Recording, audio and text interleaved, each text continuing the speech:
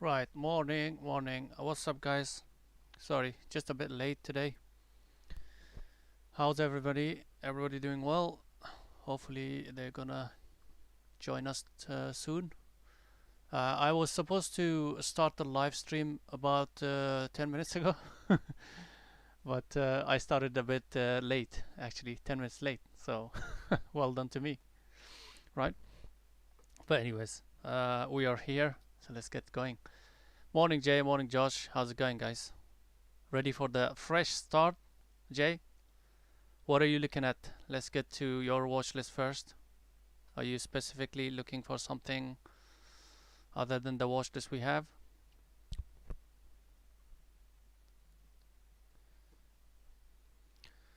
Right. First of all, the market.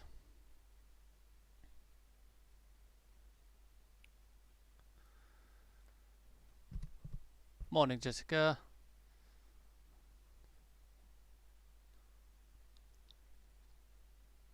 Yep, that's makes sense to me, Jay. That's what I was actually today.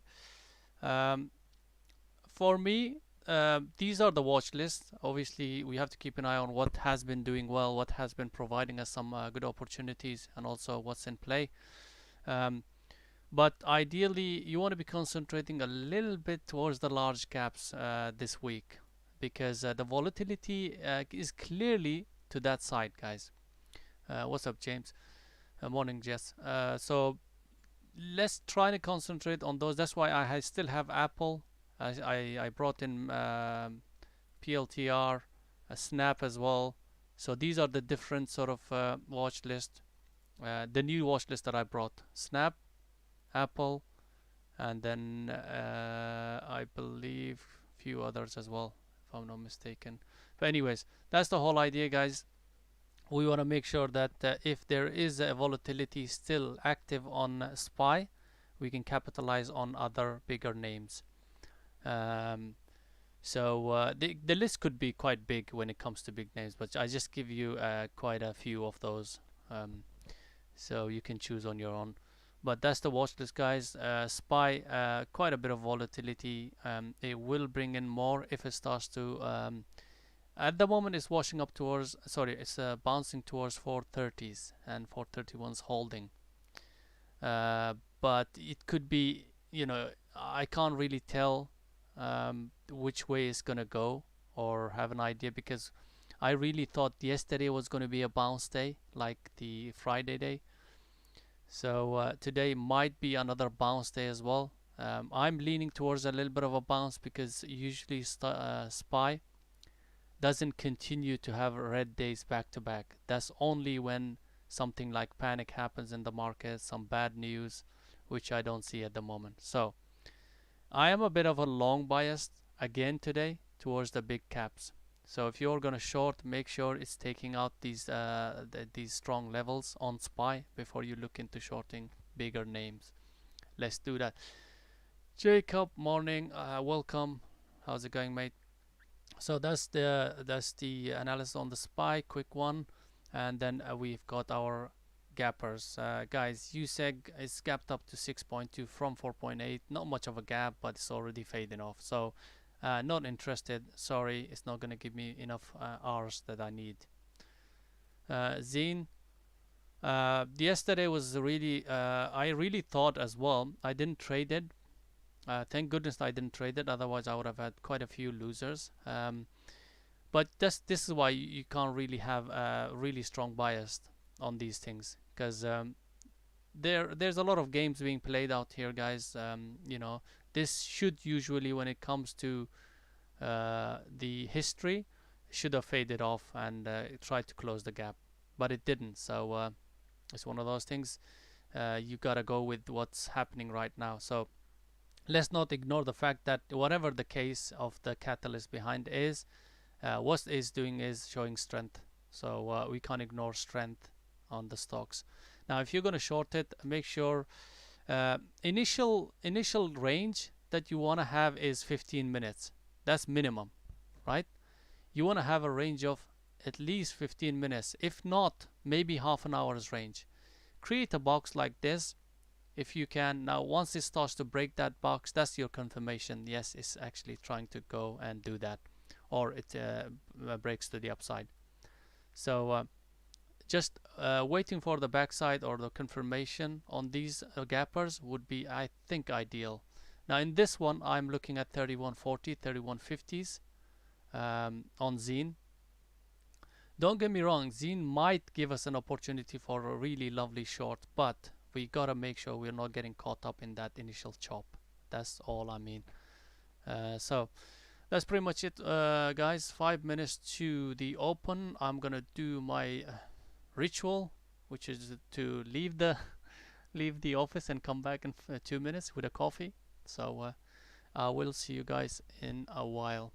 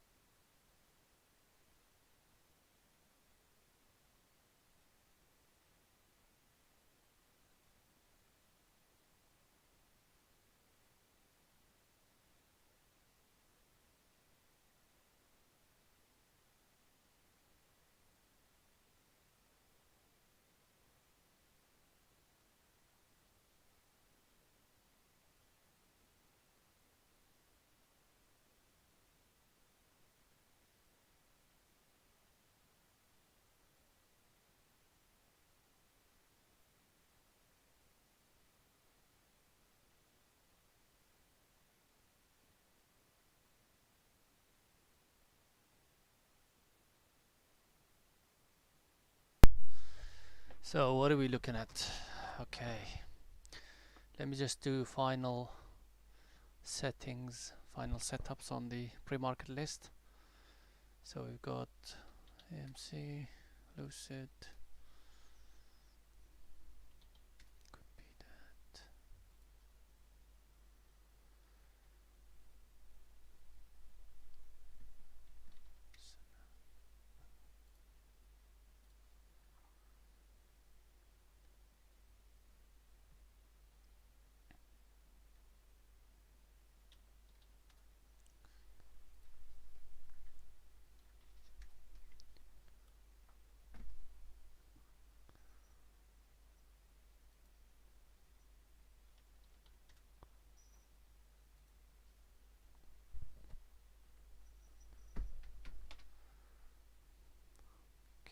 So do-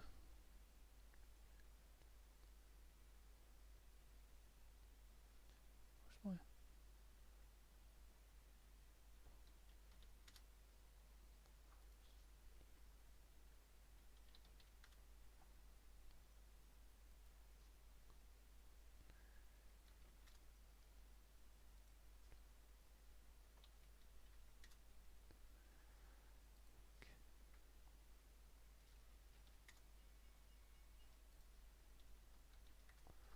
Okay, we're open, guys. Best of luck. Let's do this.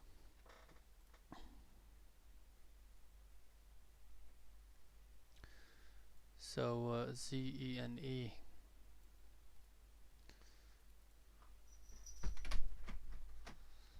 Okay, SPY is bouncing.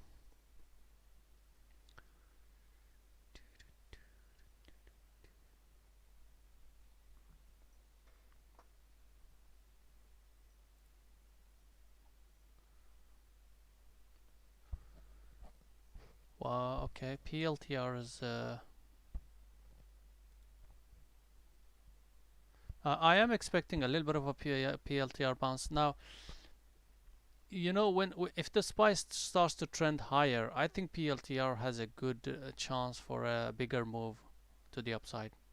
That's what I think, because it's due for a bounce, and it's bouncing off of that 200 EMA as well. 23 level of bounce. So we'll see what happens. We'll watch SPY on the side, see what it brings us. Apple's also continuing higher. There it goes. And then we have Z, E, and E. That's already, yeah, washing off.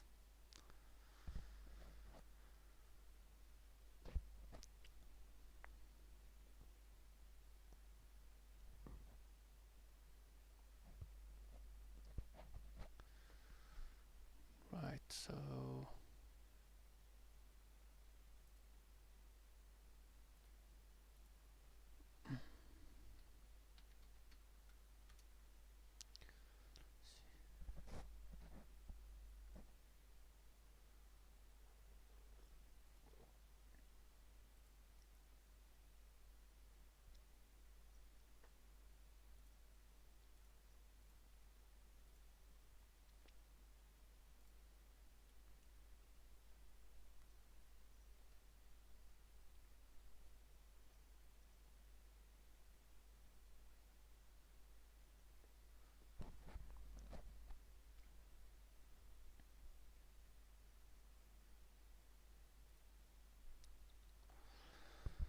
MRK, I am short biased on it, guys. 83 rejection is good. I do expect this to continue to give us a little bit more to the downside. So there is a potential short opportunity might be coming quite soon on it, guys. Might be a bit early, but still, there could be something. I am watching that definitely. So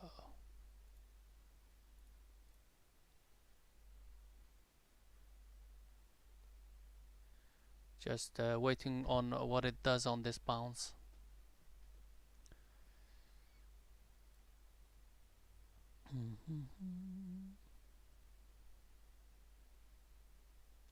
Wow, Lucid is also, guys, I'm still short biased on Lucid. Just a little bit overextended to the downside. Not really overextended, but you know what I mean. Just a little bit extended, but really clean moves, guys. Keep an eye on Lucid as well, guys.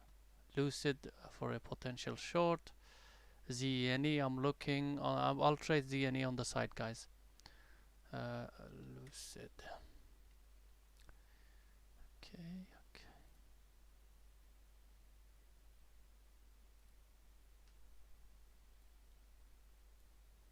So MRK is just a little bit of a chop. I'm gonna leave a little bit of us. Just gonna leave it alone for a while, MRK, because it's bouncing off, and my setup isn't there on it.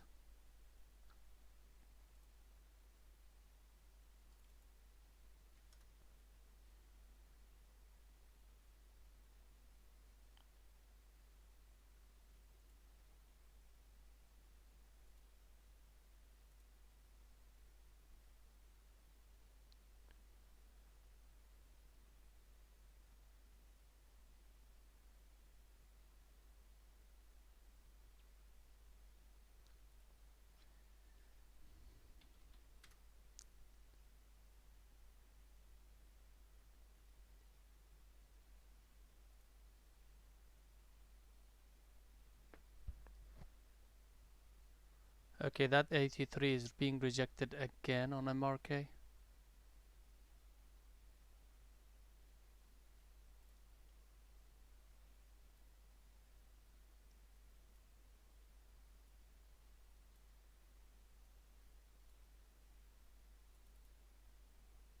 I'll keep an eye on it, guys.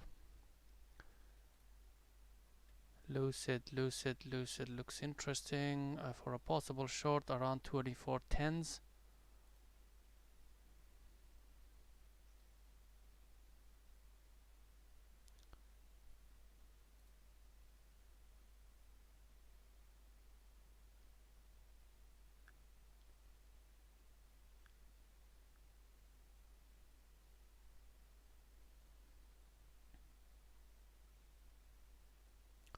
Okay, that's a bigger bounce. Yep.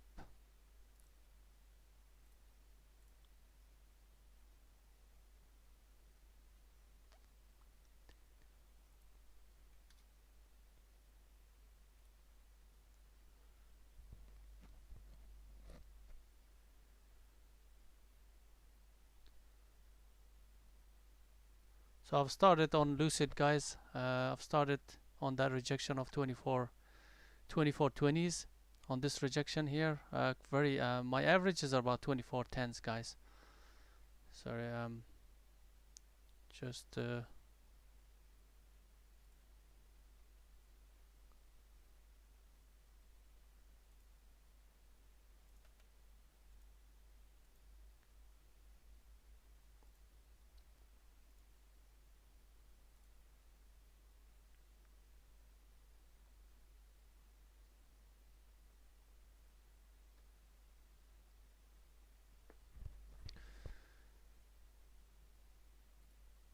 ooh, by the way, ZENE. ZENE is looking really, really, really strong. 24. I have to check. I entered quite a few times, honestly. On I had some, yeah. So average is around 24.08s or 9s, something like that on Lucid. And MRK is rejecting again from 83s. So if it does start to break under 82.40s, I might look into short this, but I need a little bit more confirmation than this chop. So I just need a little bit more. ZENE, by the way, is looking kind of deadly for short sellers. It's very volatile. That's why leave it for the first half an hour or so. Let it do its thing. It's too crowded in my opinion. But Lucid hopefully is going to provide us with the continuous nice trades, because it's been doing that for the last 2-3 days. Hopefully today is not the day that's going to break a streak. Looking good, obviously. Stop over the 24.22s. That's really good. Looking good. I did manage to get some position in there as well, so that's good. I'm happy with that.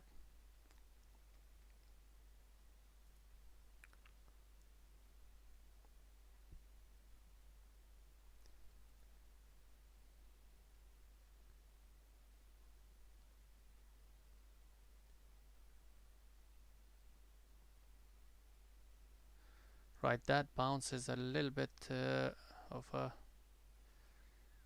So we still got like 24.10s, 24.20s, around 10 cents, guys. Not much really. The risk is not much. Depends how much you got in there, but now if we hold this 24s, that's really a good sign if we can hold that 24.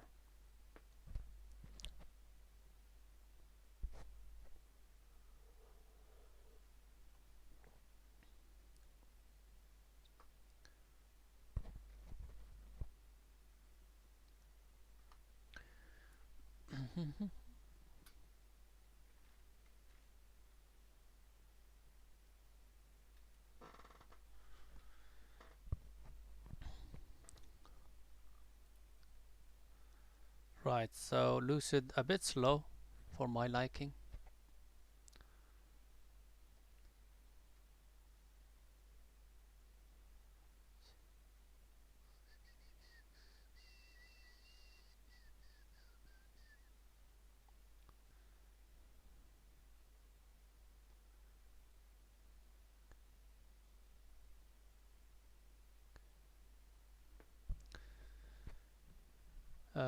PLTR, the bounce continues on PLTR.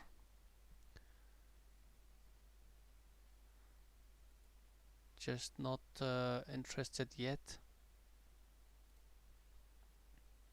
Lucid is coming back to our entry. My average 2410s. I just needed to, if it's going to take me out, it's going to have to close above the VWAP 2417s. Not much of a risk on this. 2420s, I'll probably get out. 21s, 22s, something like that.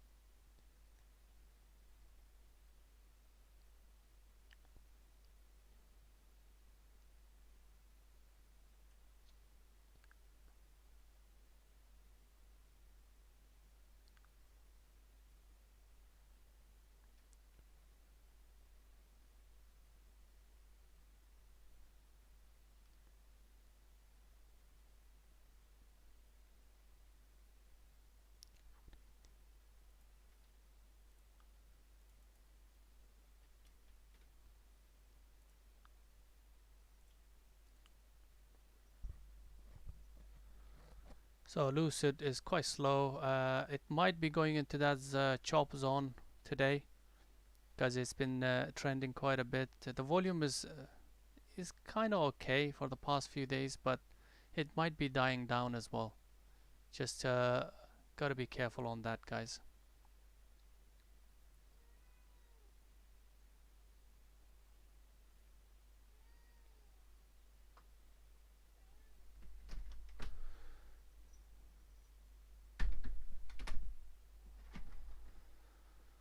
Right, what else? I was started at 8260. MRK just a little bit in the middle. Chop, chop, chop. I don't think it's confirmed yet. SPY might be heading.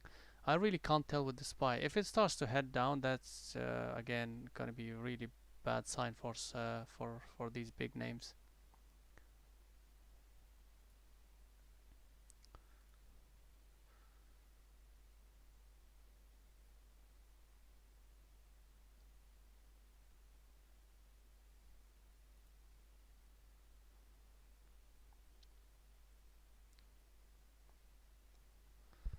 Still waiting on Lucid.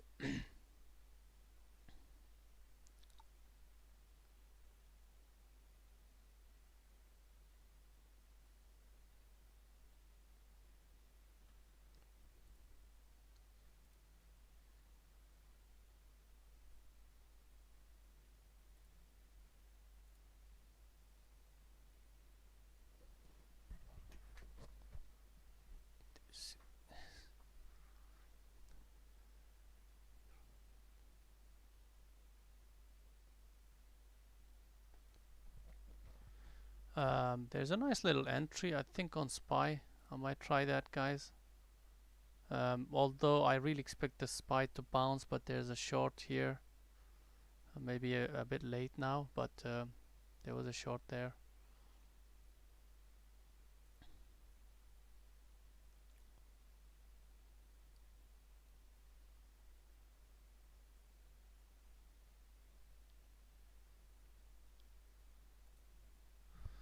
I've traded on the side, guys. SPY. I'm gonna be trading on the side. I didn't really call it out on the main room, but I am trading SPY on the side. So we'll keep an eye on that. It seems like it wants to push down. By the way it looks, you see the response to the SPY even for Lucid. So we want that SPY's. Yeah. Let's have a look at SPY. This is what I was looking at, guys, over here on that rejection of the VWAP and 200. And this is actually, remember that the one we talked about, the 200, comes back down, closes below, and then attempts to break above it, fails off of it. That's the setup. I'm just gonna keep her because it's still early, guys. It could still be in that chop zone, but unless it breaks that 429 40s, I wouldn't consider this trending. It's still in that chop zone, so I'll be very careful if I'm trading it. So, but which one is looking good for us? Lucid is just chopping around, not doing as I expected it to.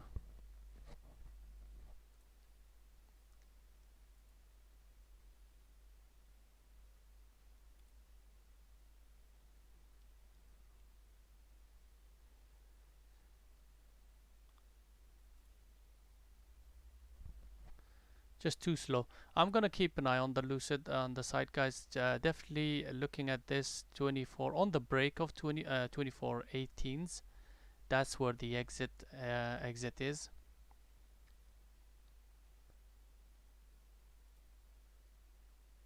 Yeah, so this is what I mean by spies, right? This is the reversal. Now it could be in that chop zone unless it breaks that 431s, which means just gonna have to wait for this before we take anything on the big names.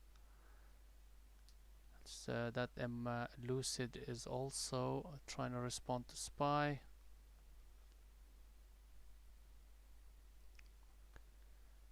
Yeah, MRK is still, I'm waiting on it.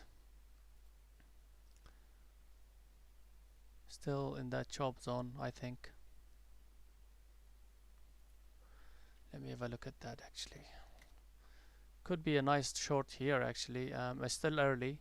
In my opinion, it's still early, but there's a nice little short here. Under 82.50 right about now. I might actually take that. Might been a bit too late. Yeah, I'm late. Sorry, I missed on it.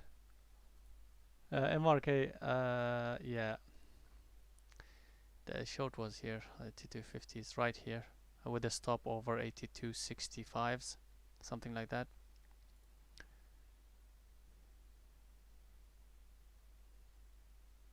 Now, finally, Zine, guys, ZENE, decided to show its direction. So, right, I am expecting this to be fading off quite a bit today, hopefully. So we'll see. I will be looking to short this. Maybe I'll trade it on the side, guys, because a lot of you can't trade Zine, right? So I will keep it on the side. By the way, PALT is popping. PALT is popping. Due for a bounce a little bit, but I think pops will get shorted on this. So pops will definitely get shorted.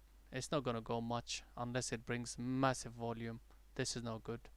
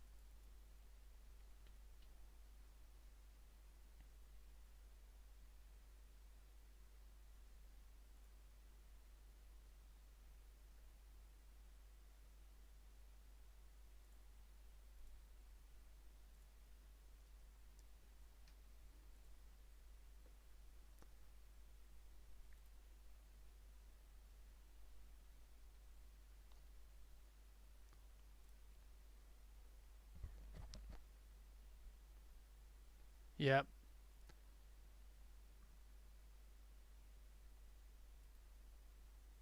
Yeah, I'm out of Lucid as well, guys. Just watching it on the side. Didn't like Lucid what it was doing earlier, and also I don't think I don't think any of these are doing what I expect. Anyway, the only thing I see is Zine, ZENE. I'm out of Lucid, by the way, guys. Just over 22s, something like that.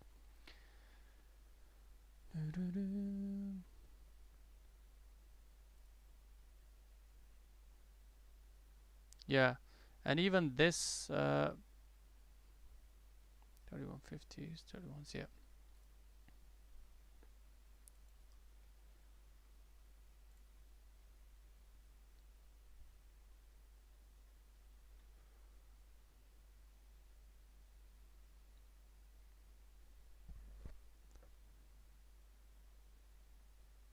So I am out lucid 22s.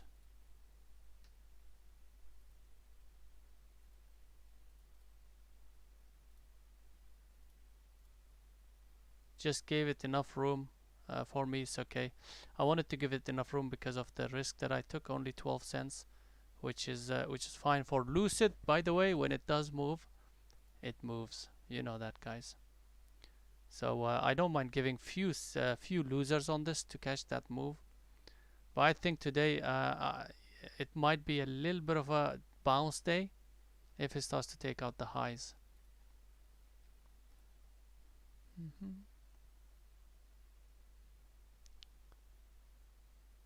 Just be mindful. Today, guys, it might be a bit difficult to trade.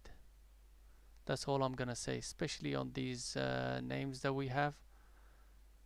Unless a SPY tends to have a good trend going, this might be one of those days that we have inside days and very choppy days. It does affect other stocks as well, guys, if SPY starts to do that, 100%. So we are gonna be a bit careful choosing stocks. The only thing I'm looking at is ZENE, guys. I am trading it, but I might even call it a trade here and there on this. Now on this one, I want it to be popping to 31s. If it does and starts to reject from that, that's my level, 31s. So that's what I wanted to. Might not get there.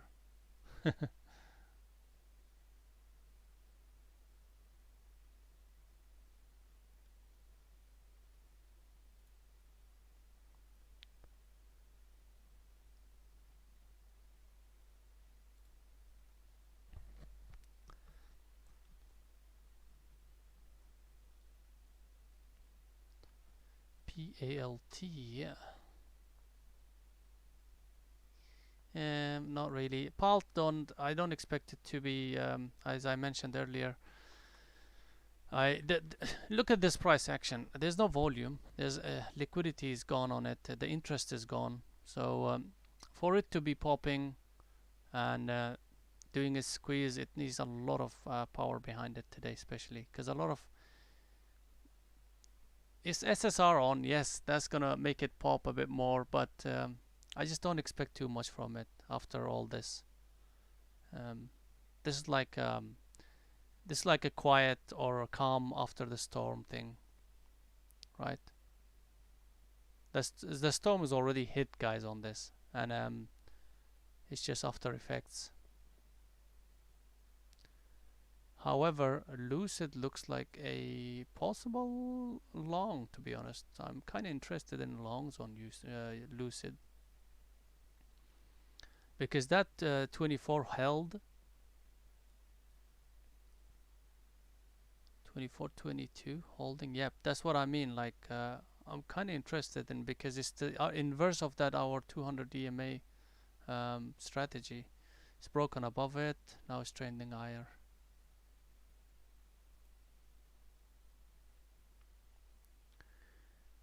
So I might consider that, guys.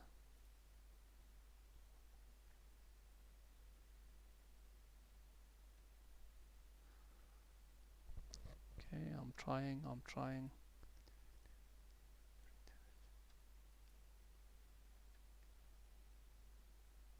Freaking hell! I think come on, 32s.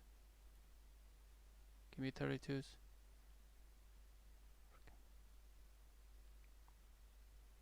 Come on, 33s. Okay. I think I changed it, guys. 24, 33s, 33s. I got in 33s, Lucid. Just wanted to get them way earlier, close to 20s, to be honest. But that's fine.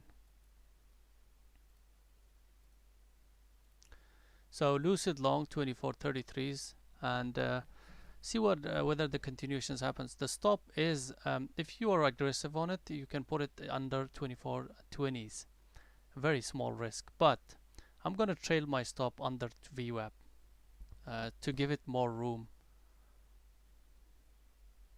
Just need a little bit more volume coming in though on this. ZENE bouncing, looking nice. ZENE, by the way, looking nice, guys.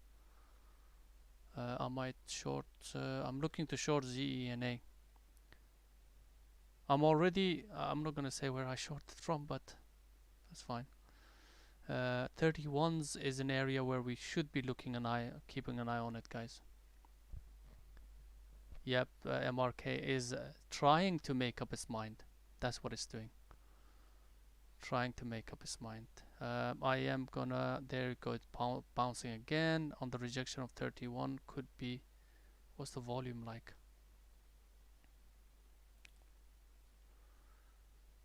This is trading very strange, guys. It's popping very aggressively sometimes. That's what I'm a little bit. So I might wait for a proper confirmation of this rejection 31s. So I'm not trading it yet. There's some really what can I say? Like games being played here.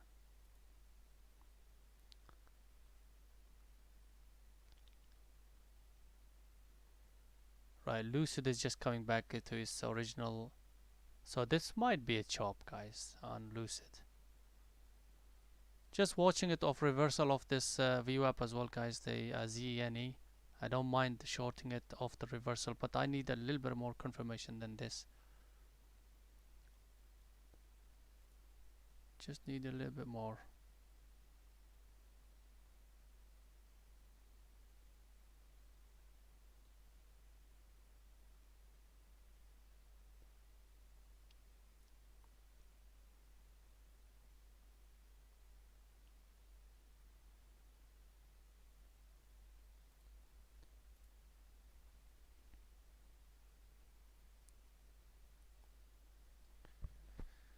Right, Lucid is back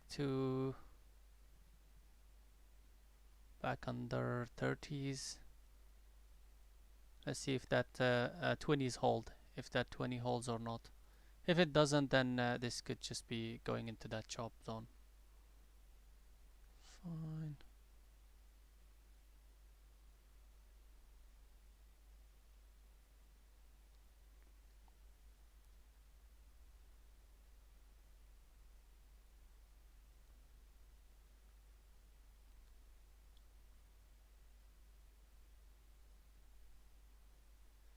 Yeah, SPY is going to be back in the range. Today I feel like a rangy trading day.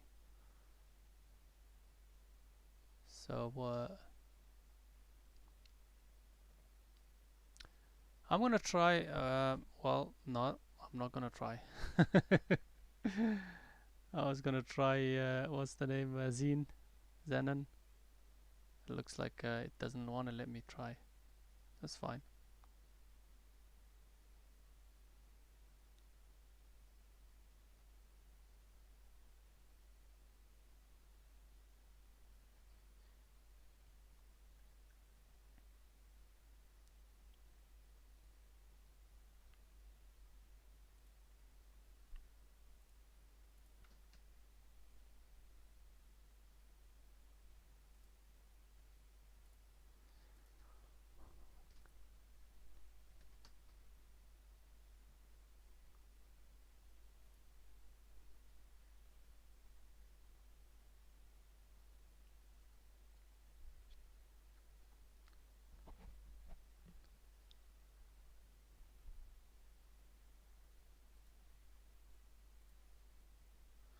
Strange day.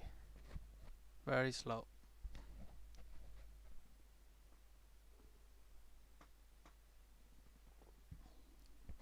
This is what I mean by it's a strange pop. The strange pop comes in. So it's just too much of a range to play it when it does start to pop. Out of nowhere it comes. That's the thing. you know. And also the shorting comes in at the highs very, very strongly as well. So it's kind of deadly to play this.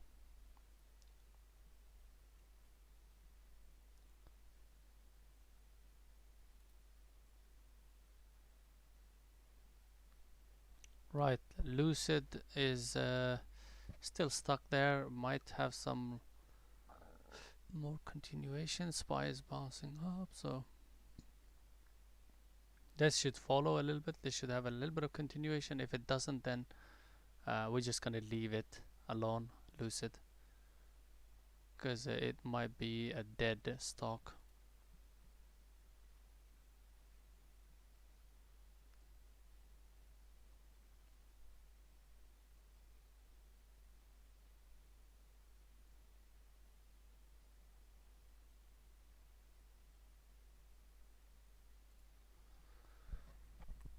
Guys, I expect Lucid to be continuing, so I'm gonna be exiting this early. This long is nothing. It's not a loser for me. Very, very small loser. But I just don't like it because I was supposed to. It was supposed to continue, and it didn't. Especially with the SPY going like this. No, I don't like it. 24.26. Yep, I'm out. Around 24.25s actually. Uh, Not much of a loser, honestly, on this. I can even call it break even because on normal longs I don't take much. But my short definitely was 1 hour. 22, yeah, that was it. So my shorts definitely got me 1 hour. This one probably minus 0.2 hours, 3 hours. Not sure. Definitely is. Right. CEI looks interesting, guys, for a short. CEI for a possible short here. CEI 307s. I'm gonna try 306s maybe. Yeah. Let's see 307s. Just 307s. I'm looking to short CEI.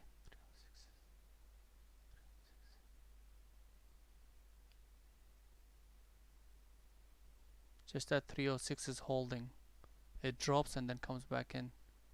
I need that 306 to go.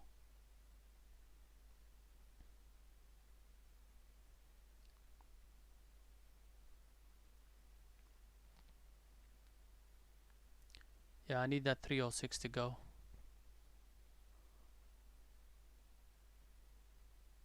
Once it goes, I can start on this bad boy.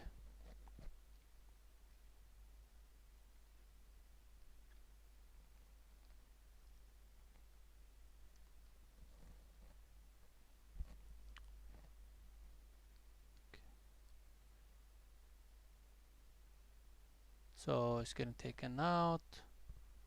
Just about to enter. Just about to 306. Yep. Okay, I am in. I'm in, guys. Hopefully that's not too early, but so I am in CEI 305s. I needed to break above 310s for me to get out. That's the plan with it. That 306 is back again. I'm worried about that 306 area, 305s.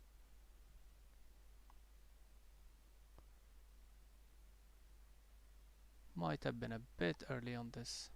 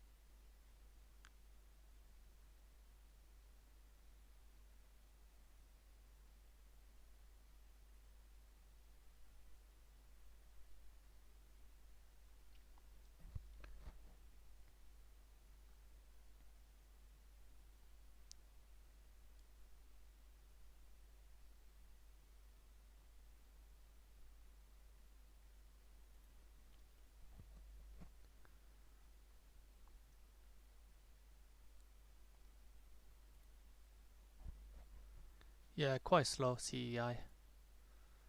But the thing is with CEI, there's a potential, although it's gone down from 4 to 3s, but there's a potential for it to drop if it does. Because that this strength is already dying down slowly, so that might be a good thing. It might give us some nice decent R's on it, guys. That's why I took it, otherwise CEI was a bit boring for me.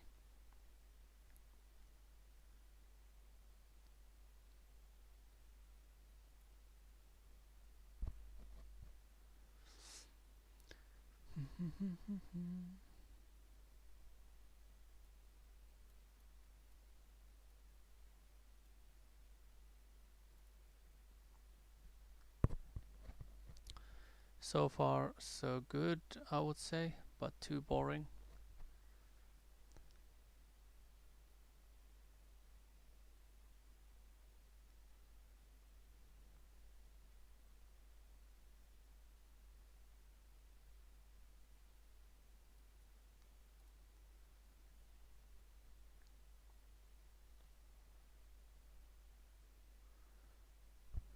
I mean, look at the Z&E, guys. Look, it's just, it's just messing up with the price action completely. It has nothing to do with the price action. It's just, this is why it's so difficult, right? To make it, because it's not just normal trading anymore. It's just a lot of manipulation, a lot of games, a lot of algos. This is what creates that. And I mean, there's no this price action doesn't make sense to me unless I'm missing something apart from manipulation and things like that, right?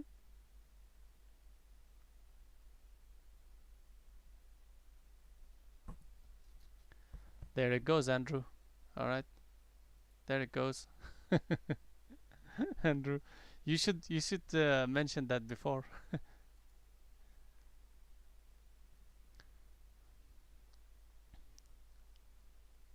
Yeah, now late a bit later on mention 290, okay?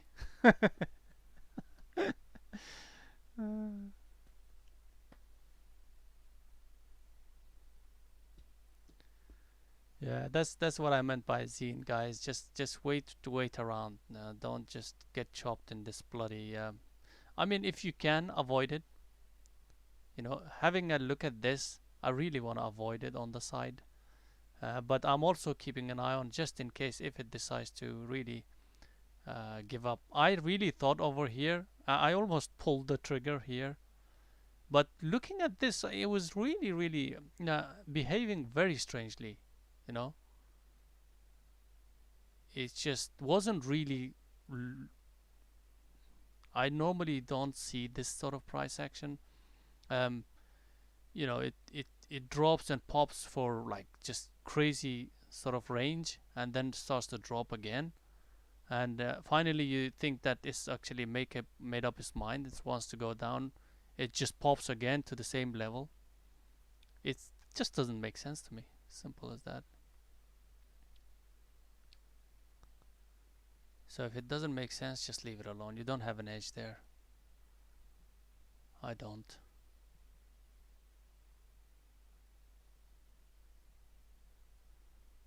Spy is climbing, but Apple is not doing much. It's very strange. What's QQQ doing? Let's have a look at Nasdaq, the tech. Well, that's not doing that bad. So what's happening to Apple? Don't tell me it's still hit by that. Right, guys. I might take Apple long, guys. 139, 90s, 91s, 91s, 91s. Right, I'm long Apple 91s, guys.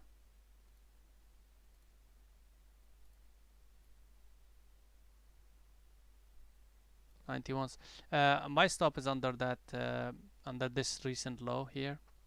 Quite a bit of stop, but it's fine. For Apple, it's okay. I mean, we're talking about 90s to let's say 60s. Yeah, 30 cents. Not bad for Apple.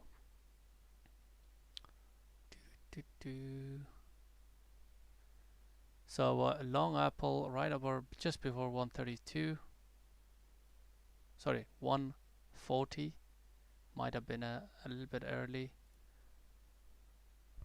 That 140, if that 140 breaks, so we might not get the chance to.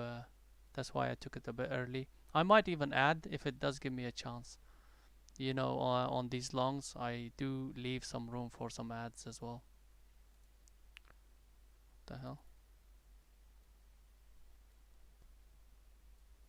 Right, so looking forward to this trade here.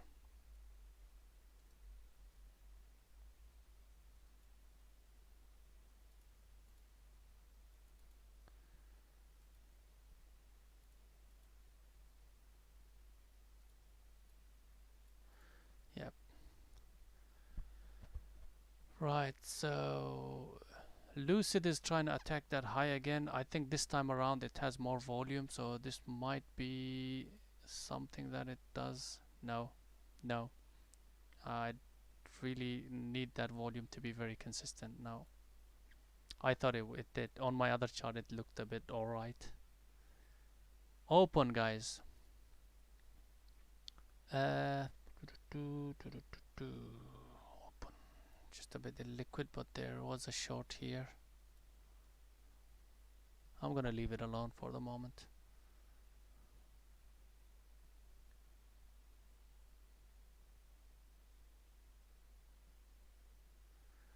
Okay, so CEI dip bounce, dip buyers are still there.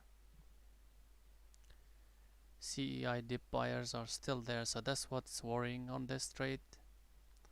But unfortunately, my stop is still above 310.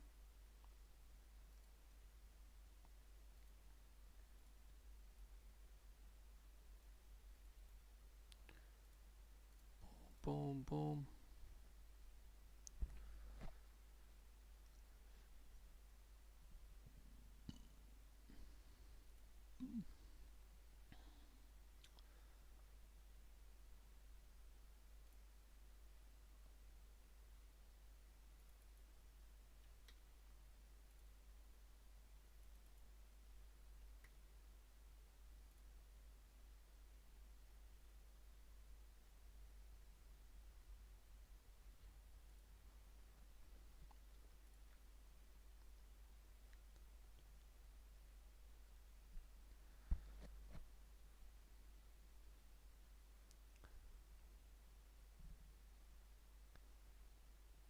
Yeah, MRK is decent, looking strong.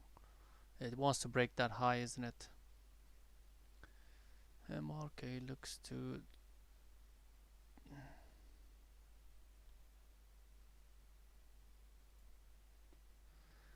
That 140 on Apple is holding up really strong. So this 140 area here.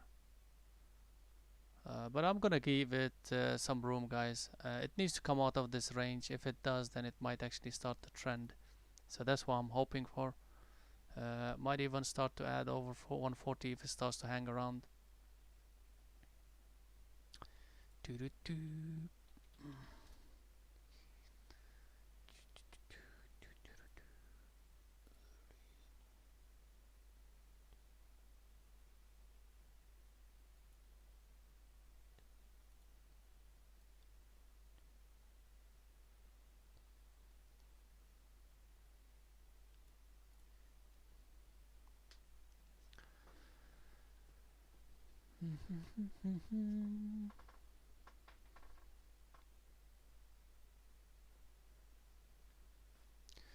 Chop, chop, chop. Very choppy.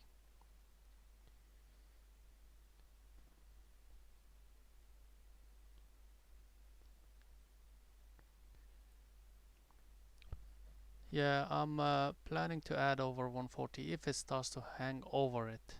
At the moment, it's just playing in between that level. Just needs to stay above 140 though, that's the thing. See, I'm also worried about Spy's move. What it's doing is it's not your usual uptrending move. It's just a bit too quick without a pullback. So I'm expecting a bit of a pullback on SPY.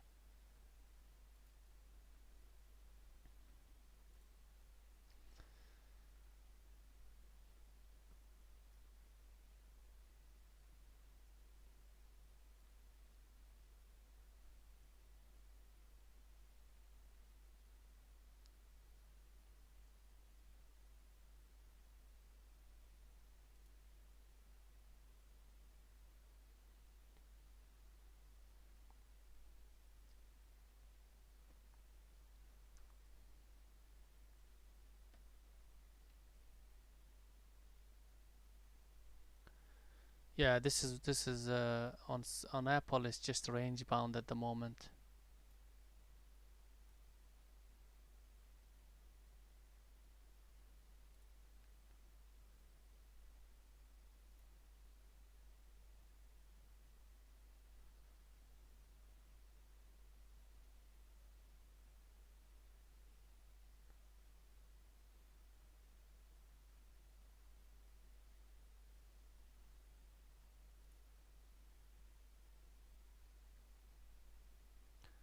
Yeah, CEI is doing well. I wanted to add around just over 3. It's not one of those stocks that I really want to add because of the range that it produces. If it was any other like over $10 stock, then yeah, I would have added around the rejection on EMA. Just too slow for me.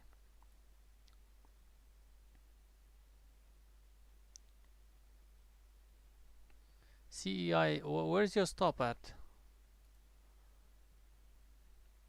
305s? Yeah, okay.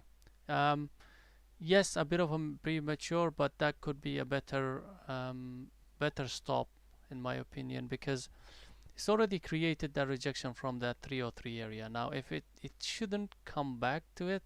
Now, even if it does, it shouldn't actually close above it. So you may want to keep it as close above that. I will close the trade out, not just a wick. So you might want to keep. I will say keep your stop right around 308s, 309s, but and exit early if it starts to close above that. But the good thing with this is you can actually load up with some decent size, you know, because the risk is so little and the reward is quite really good. Especially, you know, if this low gets taken out, 290s, right? We've got a Actually we've got 280, 290s. Let's say 290 successfully breaks, then we've got some free fall on this thing. At least that's what I think. It doesn't mean that it's gonna happen, but that's what I think anyways. So that is the deal with that.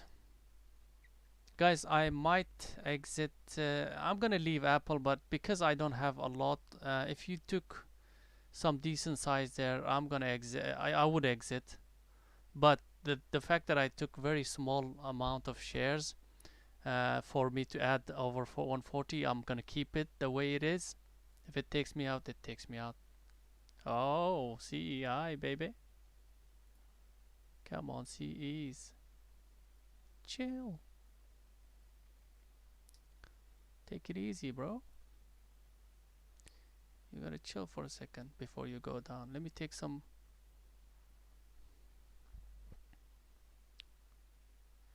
287s. I'm trying to take 287s. Okay, 86s. Huge amount of selling coming in.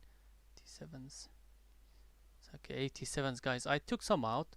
Just 87s.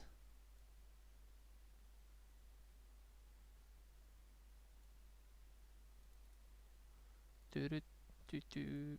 Ba ba ba. Lovely. Okay, first partial out.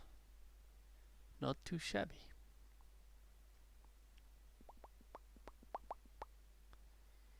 So let's see if it starts to bounce again. 285 is also a level, by the way. Don't think that 290s. 285 I think is a level from daily. Not too sure. Could be, maybe, or maybe not. What's the low on this bad boy here? 286. Yeah, 286. So we've got 286 level and 290 level. Yeah.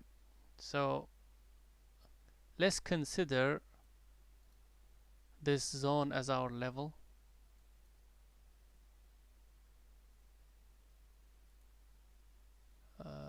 Let's or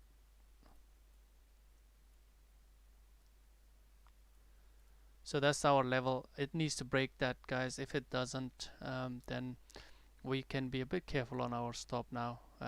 Stop to break even. We can do that. We got a free runner now.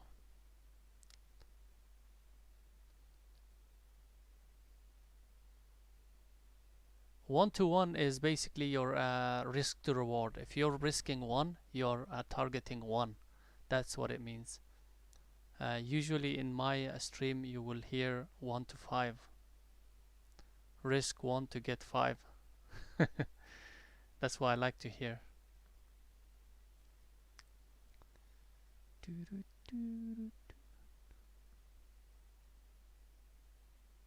Wow, AMC is popping, guys. AMC is popping from a nice little pennant pattern. Just this is what I mean by that.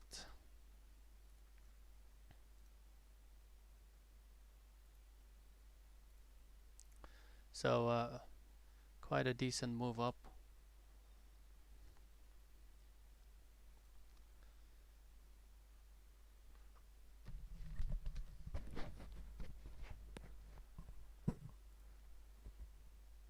So you know, ZENE, I'm still watching it. Just chop, chop, chop, chop. Games, lots of games. Manipulation at its best. I mean, 41 million float. It's not extremely low float for it to be strange. CEI. Just seems like any pops are getting shorted, which is a good sign for us. So not too bad.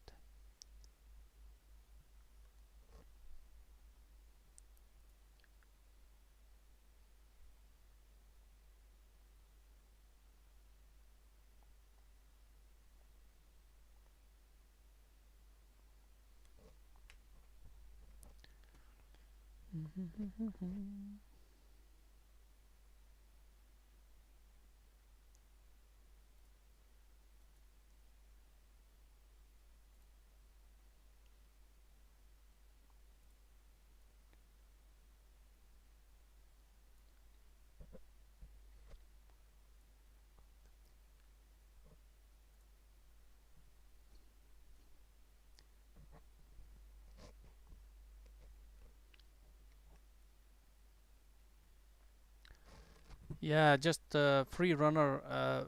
Andrew, just leave it alone, see what it does. You've taken some out, right?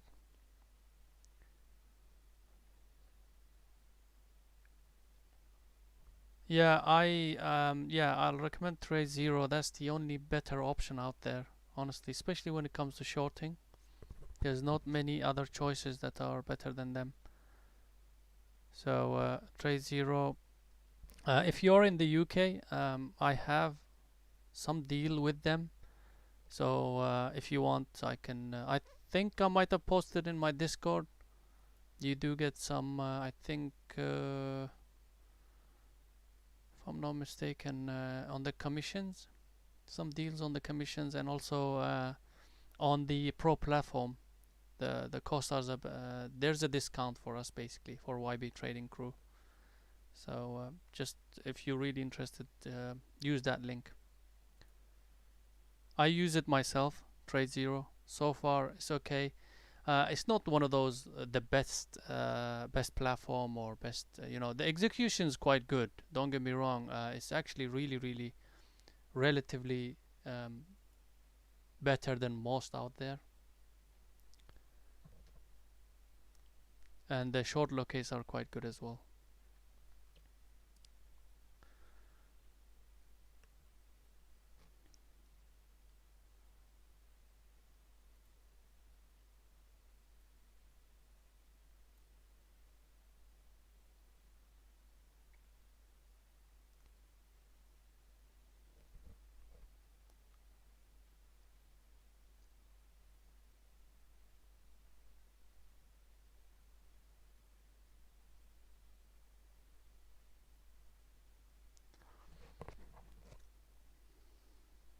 Yeah, I had to fight with them for some offers.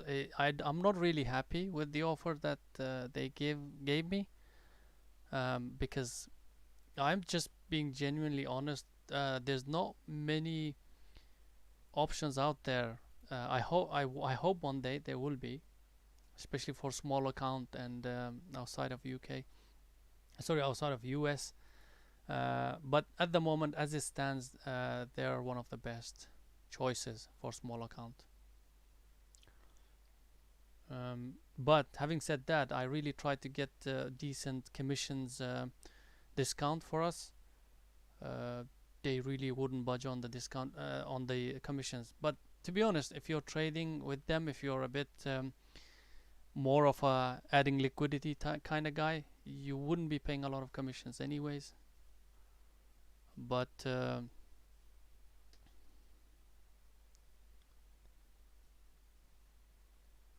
yeah, that's you wanna ideally you wanna have. I always have a CFT. If you're living in Europe and UK, you are actually lucky to be able to trade CFT, in my opinion, if you can capitalize on the benefits of CFT. Now, if you don't get me wrong, there could be it's like a two-edged sword as well. With leverage and with margin comes huge risk as well. But if you can capitalize on the pros of CFD trading, then it can be really good. But I definitely have multiple brokerage accounts so that I can trade CFDs as well as these shortable, hard to borrow stocks and things like that. So you gotta keep your options open if you can. But if you can't, then you'll have to deal with what you have. For Jessica, I think I would recommend also to try the Trade Zero. I'm, I have, I'll probably make some videos on the platform itself. I've gotten used to it quite really good. I'm a quite, um, I'm not an expert, but I can get away with, creating, my hotkeys and stuff like that, charting and stuff. So I've got a basic understanding of it. So definitely try it. The execution wise, is much better than Colmex. That's just my opinion. And the availability of the shortable stocks are, tremendous.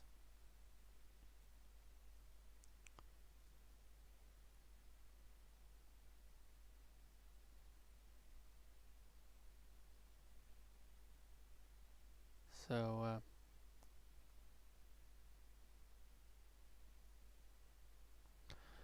uh, question mark. I've already created two videos on Trade Zero. One is about, I believe, about charting on their on their Zero Pro platform, which is their best platform, and also my layout, the way I set my layout on Trade Zero. So if you haven't, do check it out. Okay, CEI is looking good, guys. Get ready for another partial, hopefully soon. CEI, there we go. Just when I said it. Come on. Come on, pop now. 89s are broken, levels are broken, so we want some move from you, buddy. Come on, CEI. Let's do this. Yeah, that's what we're talking about, baby. Let's go. CEI. Yes. 280s, 279s. Right, don't forget to take some bank in some, guys. Don't forget if you can. And our stop goes above 298s. So this is what I meant by free runner. Let's go, free runner. Give us some runs.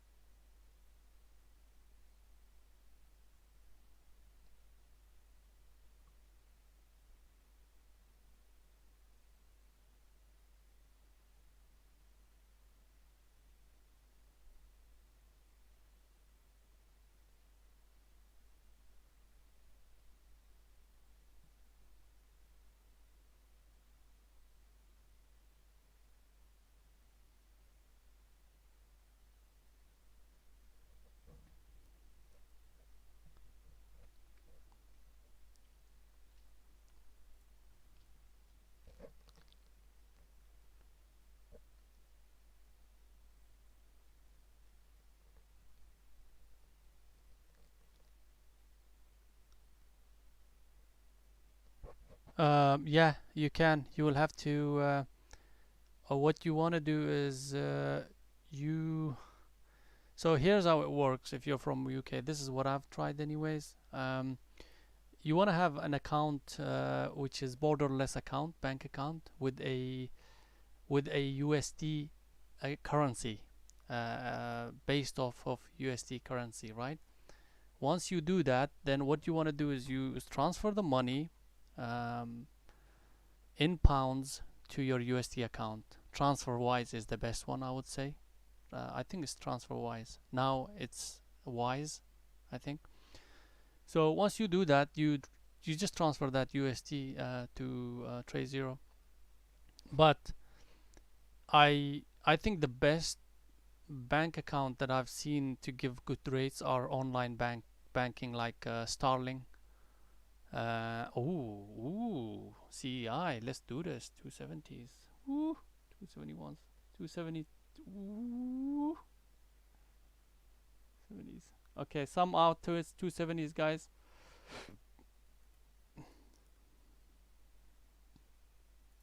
Not too bad. Not too shabby. Yay, yay. Anyways, yeah, so Starling or any sort of online banks that does really good exchange rate for your pound, use them instead of using, let's say, Barclays or HSBC. Those banks will rip you up. Like it's not even like it's just the difference is really astronomical. Like I hate exchange rates from Barclays, for example. They're just ripping you off. But trying to use those banks. I think Monzo is one of them. I think there's another one, Starling. I have Starling. There's another one as well.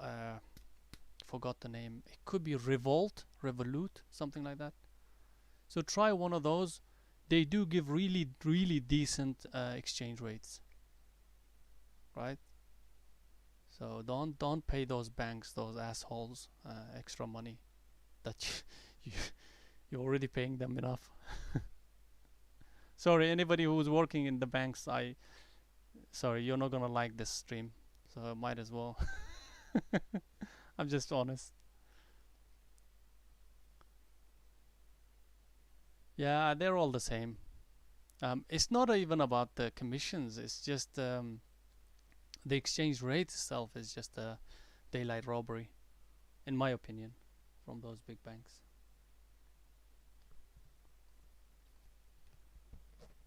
So yeah, I think Revolut is also one of the best ones. Yeah, currency exchange is fast and cheap, very cheap. Rates are very good. All of those, TransferWise, Revolut, Starling, I think they are really, really decent. But the good thing about TransferWise is you can have a USD account even if you don't live, even if you're not a US citizen. That's what you want to have, because for most of these brokers, you would want to have a US dollar account. Because if not, then they will have to do their own exchange. They'll have to give you their own exchange rates, which can be quite expensive.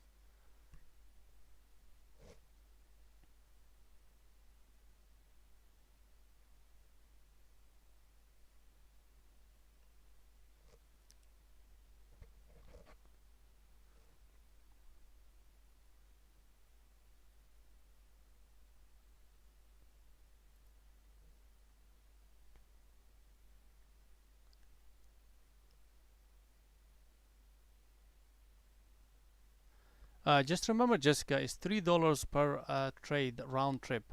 On Trade Zero as well, you will have to pay $2. There's $1 saving, yes. Um, Trade Zero is free. You have to remember, it's free only for 200, minimum 200 shares. So if you have a very small account, you probably wouldn't be trading 200 shares, and it's always adding liquidity. So for example, you can't just buy market or sell market and have a free commission free trading. No, it's the it's when you add liquidity, that's when you get free trades, which is, I think, the way go forward. Most of my trades are actually hitting and adding liquidity. Yeah, US folks, yeah, don't brag about it, Solid. I know it's free. Yeah, you need 25K. That's the thing.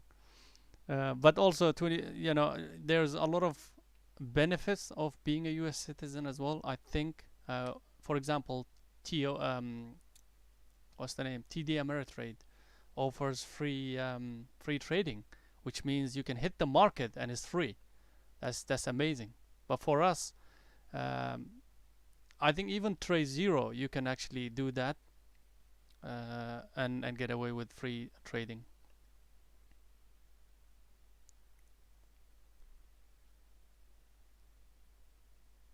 Yeah,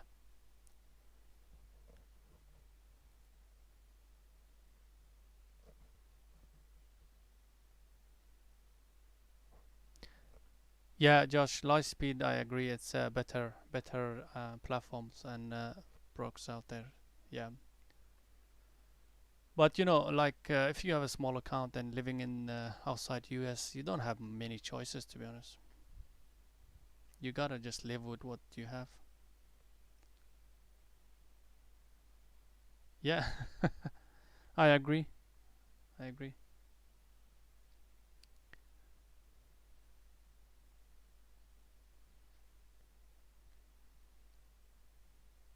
Oh yeah, yeah, Jessica. The amount of shorts, uh, the trades that you can take is just pretty much any. If you're willing to pay for it, if the locates are hard, I mean expensive, then you can pretty much trade anything. Pretty much. Uh, but most of these stocks, even if you have to pay, you pay like around a dollar and a half for the 100 shares if you want to borrow it.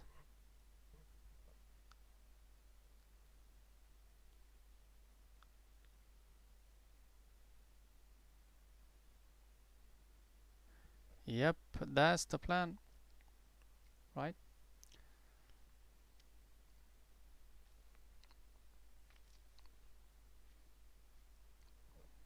Yeah, Colmex can be like that, but let's say, for example, back in the days, let me give you an example why I still have that CFD, right? You have to always look at positives with the negatives. So basically, when I wanted to trade short Aether, right? I'll give you an example. I could trade short Aether using Colmex CFD platform, but if I want to do that on my normal brokerage, I will have to pay huge amount of borrow fee, locates fee, which was gonna. Now, at one point, we're talking $20 per 100 shares, like $15 per 100 shares. If I trade 1,000, that's 150, $200 just to be able to trade Aether, right? I'm at a huge disadvantage there. But you know what? On on my CFD platform, I could actually trade Aether without having to pay any borrow fees. And there are examples like, for example, ZENE. I know this is not expensive to borrow on Trade Zero or any other platform, but still I could trade this on my Colmex without having to pay for borrow fees. So there are quite a lot of advantages out there.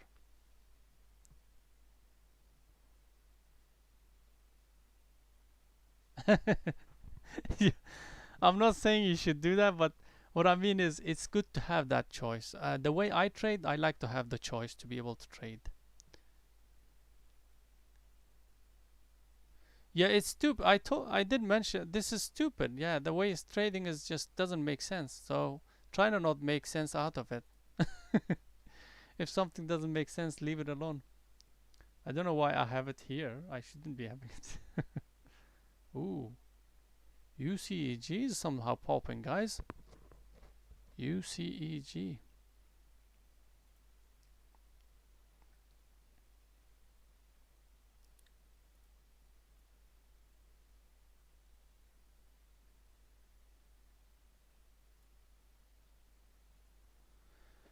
Yeah, I'll watch UCG over 550. Over 550. It'll be interesting to see if this continues.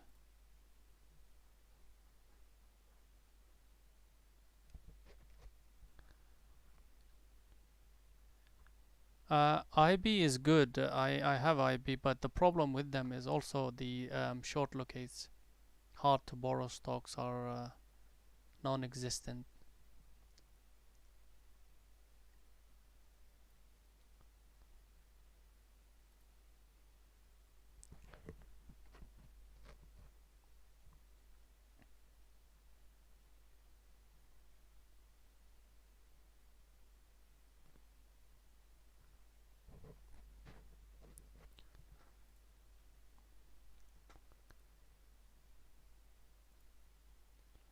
Okay, so our Lucid has done just a little bit of a choppy bounce. Not much, but just don't like it, to be honest. This I took a trade here long with a very minimal stop. Uh, just didn't do what I expected it to. So it's just nicely grinding up now, which was the idea. Like a bounce was due on this. So the bounce, we'll see how it ends up. If it comes back in close to 26, we are going back into that chop again, or that zone.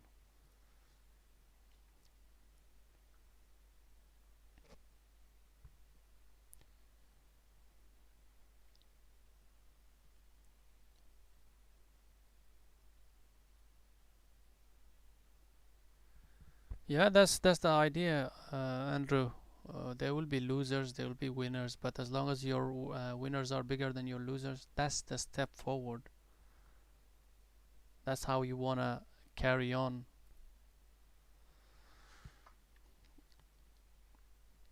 Oh,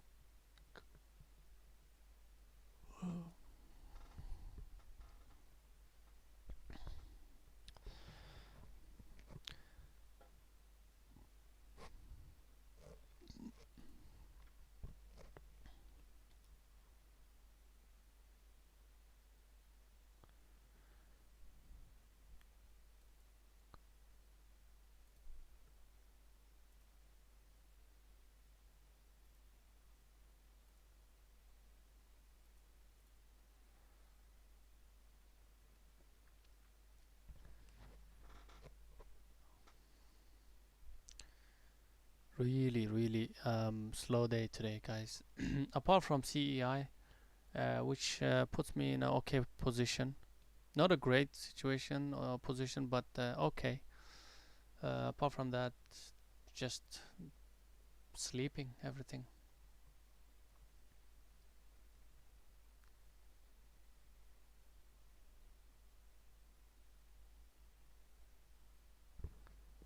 So earlier, this is what I meant by PLT. Like it tried to pop, and I didn't. You know, I don't know. Maybe it's some sort of intuition or whatever, but it just didn't like this pop, the way it popped up. I thought this was just gonna fade off, and this is exactly what it did. For me, there wasn't a proper setup for me to take it.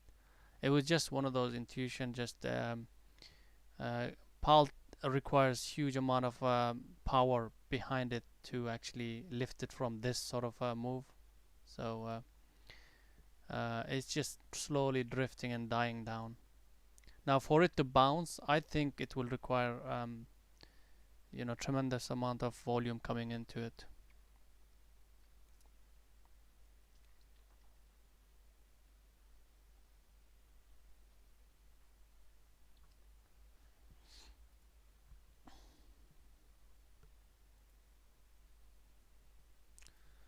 So CEI is just popping back up, 2.8, and then 2.9s is an area, 2.85 is an area I'll watch. If it comes to it, on this one I don't even mind adding around this level, this zone here.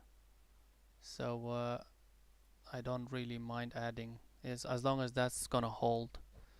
So I'm still way ahead on it. Two partials, really decent partials, and then if I can add and get away with another partial, then yeah, that'll be really good. That'll be really good trade.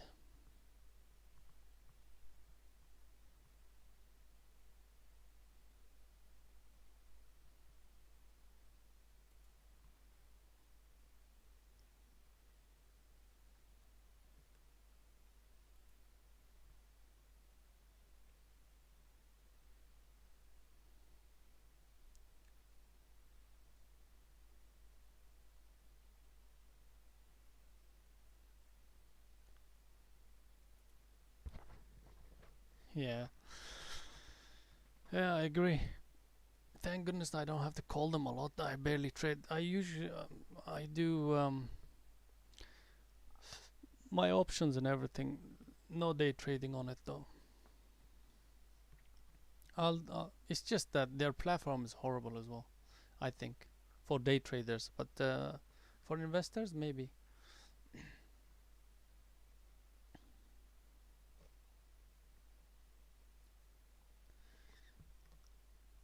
I have to have a really decent platform for me to trade.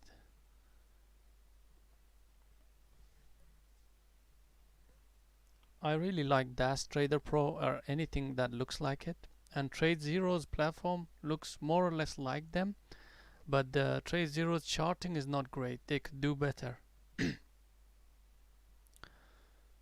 Trade Zero's charting could do with some modification. I did send them an email about created a video specifically for them, what they could change to make it much better. Yeah, they are pretty good. Yeah, I've tried both of them. They are pretty much similar, but I think Das Pro has is is is probably the best.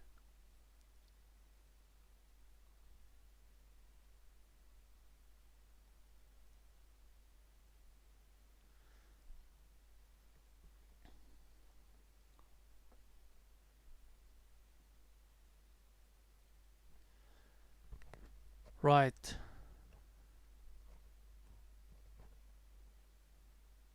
I think patience paying off on Apple. I still have to be quite a bit. I need to be more patient on this because held along over here. I could have exited here, but I just wanted this to close below my stop. Didn't. That was actually a really good sign for me to hold on because on this level it bounced off and then rejected badly. So that was a good sign for me to keep the level stop underneath, keep stopping, trail stop it. But in my opinion, I think it will require a bit more than just one day to pop up nicely. I think on Apple, it's just not doing what I expected to, which is to have a bigger bounce. On Apple, I was expecting a bit of a bigger bounce. Having said that, if it starts to take out 140, 40s, 50s, then that bounce might come.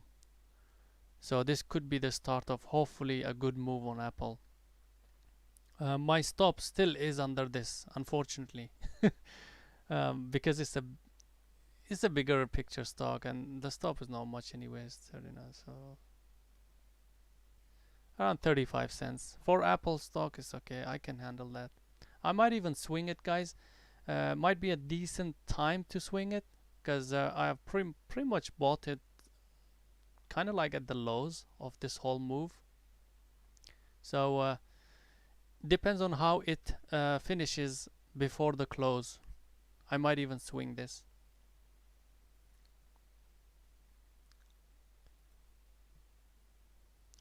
So stay tuned for that swing. Hopefully it's a swing. At the moment it looks good. This move I like, but whatever it was doing here, no.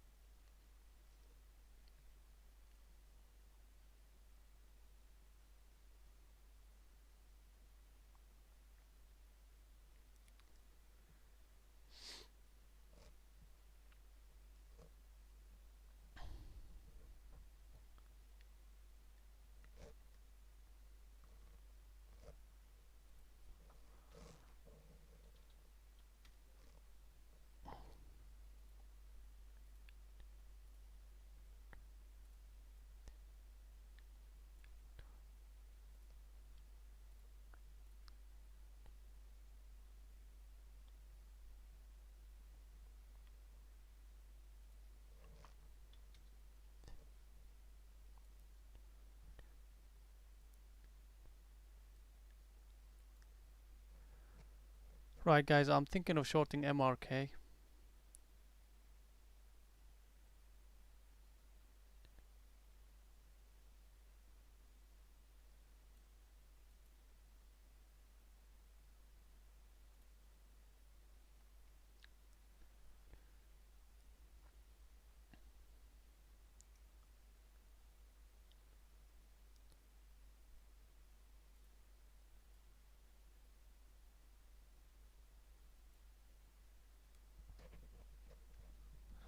Starting MRK guys. Short.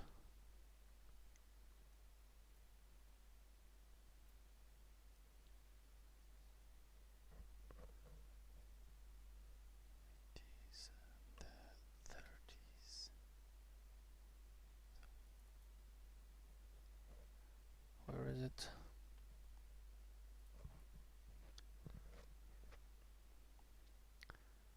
Yeah, so what did I get? 74s. I got 74s guys. Just a stop is gonna be a little bit higher.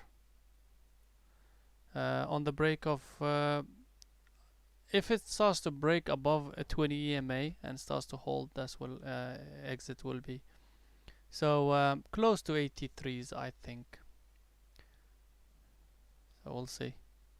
You can be quite tight on it as well, guys. On the break of this high, 82, 85s, is actually that's the one stop. That's the stop loss there, but you know I want to give it a little bit more room because of this move here, because I expect a little bit of a bounce.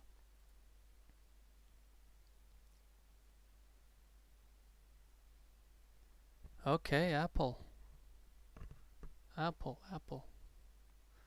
Let's go, baby.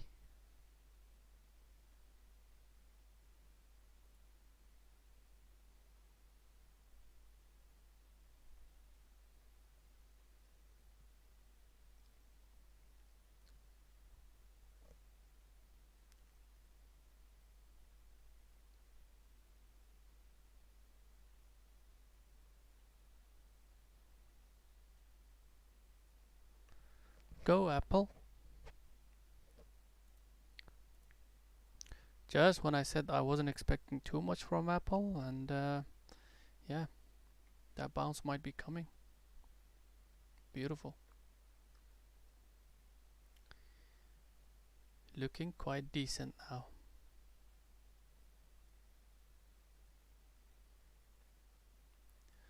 Sorry, AMD. Let me have a look. I believe AMD will look like. Sorry, I didn't pay attention. Just a bit. Don't like the price action. Yeah, AMD is due for a bounce as well, but yeah, I'm not trading it. I don't really like it. I don't know why. I just can't explain why, but I just don't like it. I don't know. I don't know. Maybe it's just me.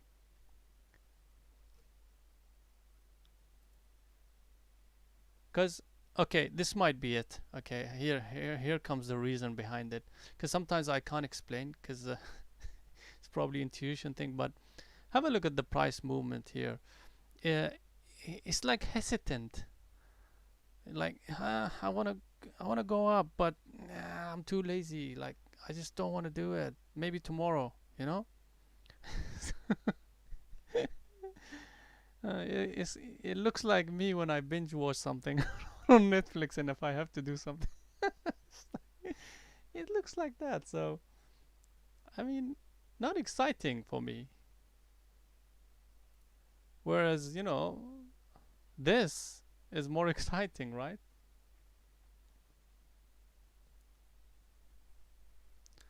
Or this is more exciting. At least something is going on, right? It wants to do something. It's not lazy. It's going to be either that reversal or, Now, however, having said that, if you have a system where you're thinking about swinging that thing, then, you know, there you go. That's just a lazy reaction. If you have a system for a long on swing side, I agree that, yeah, it's a really nice little pullback area for you to be swinging this thing, right? Just over 100, really tight range as well for your swing idea.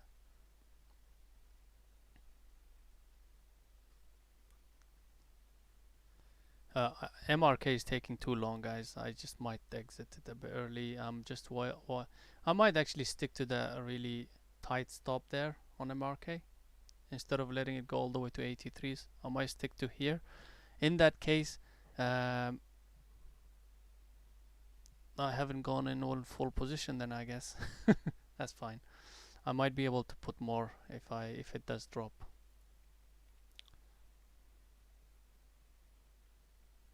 Yeah, on the break of this high, I will get out of MRK, guys. I just don't like how it's holding up over VWAP. I might even get out. Just it's holding though in between that area. I'll leave it till the high of 82, 87s. Yeah, I'm gonna leave it till there. Now, if it does start to wash under the 8270s, I will add to it as well.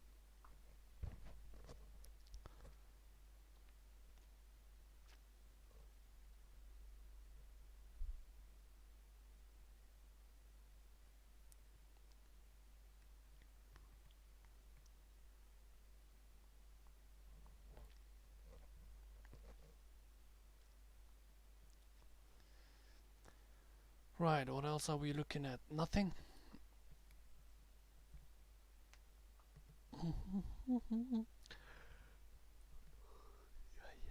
Yay.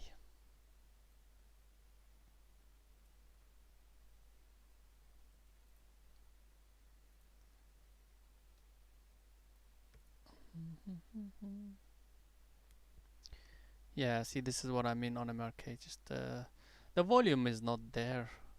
Just silly volume.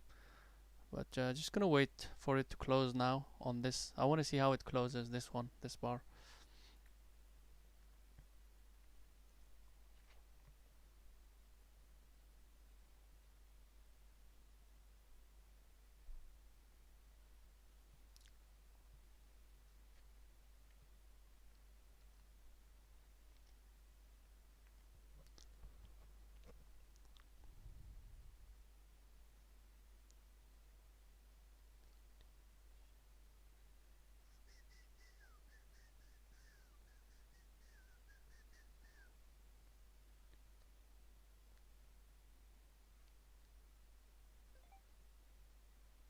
Yeah, I think so.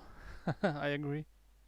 This has messed up a lot of people. By the way, oh shoot, I wanted to add on MRK 8260s. There's still time. I'm gonna add 67, 66.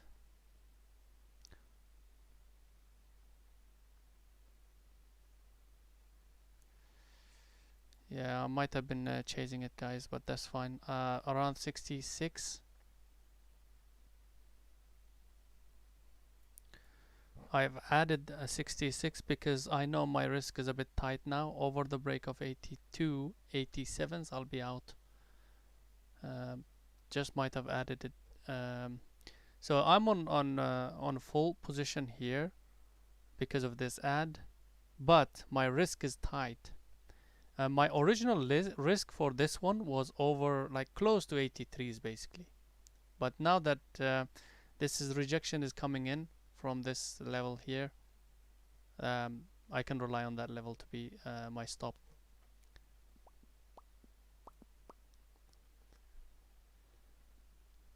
All right, Jessica, have a good one. I'll see you tomorrow.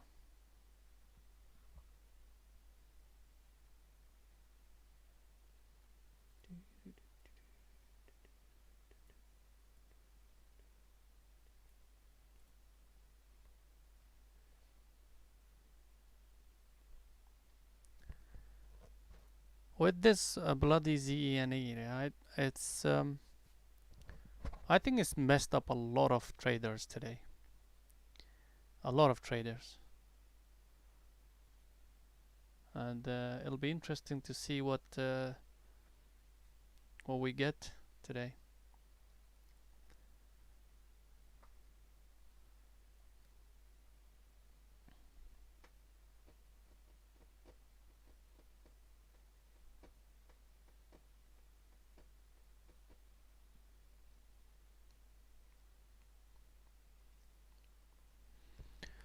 I really wanted to trade it around here. I was watching it here. From this move, I was expecting a little bit of a bigger bounce. So I was thinking, well, it's holding up nicely, and it's probably decided that it wants to, just fade off. But then all of a sudden, as I was thinking of entering, this volume came in here. This thing started to creep back up. It happened so quickly that it just hit that VWAP from, we're talking from 30s to 31.50, so $1.50 move within like 2 minutes.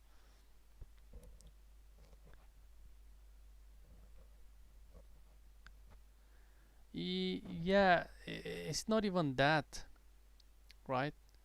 Like for example, I'll give you a super volume came in this one, right? You can't just, and then that rejection came in next one, and then same thing on that on this bar. Last red was actually the max, the biggest volume here in this section, but then it reversed. So it's kind of hard to really tell.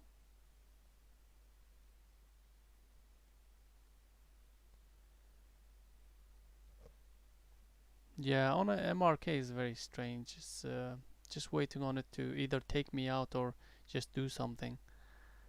It is coming in with some volume now.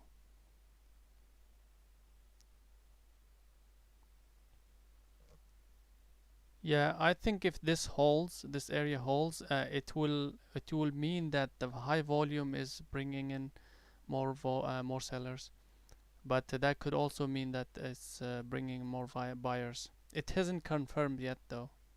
Might have confirmed now.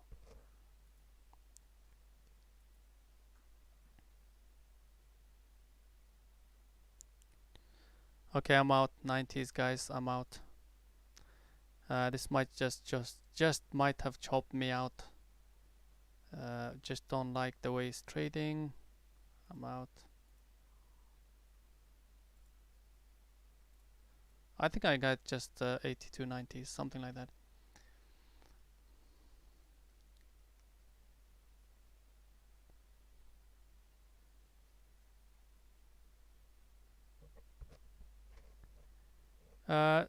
CEI, James, it's kind of tough because I've already taken quite a bit on it, right? And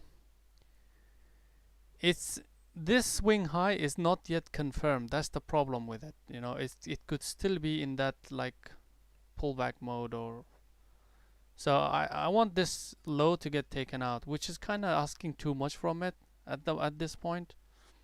That will be when I will move it here. But you can always trail it with the, if you're conservative, you can trail it with the VWAP. That's what, if you can't find a swing high. In this case, I don't find a swing high, so it'll be a break of VWAP my exit. That's the safer way to deal with it.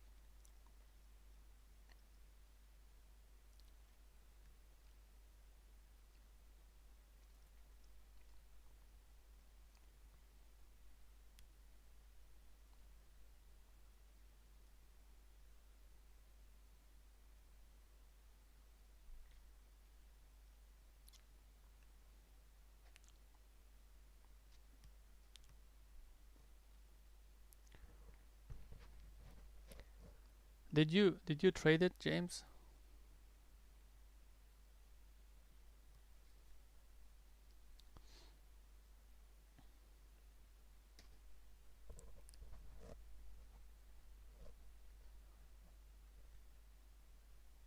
Oh, nice. Yeah. As I said, when I took the trade, mentioned it, and I did start with more than my usual shares, but because of the fact that one, risk was quite tight, and two, the potential, it's already done it. I mean, the potential for a downside is quite big, was quite big, and I'm just leaving it run. I'm just giving my runner a chance to do something, if it does do that. Yeah, I agree, Solid, because of the fact that SPY. Look at this.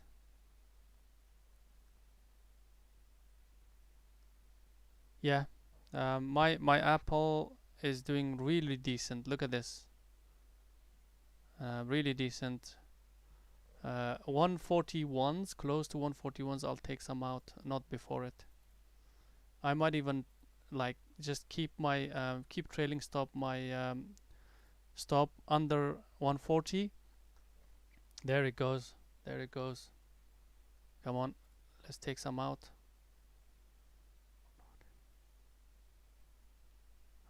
Yep, yep, yep, yep, yep. 14.99, 98. Okay, 98. I'll take it. Right, guys, I took some out.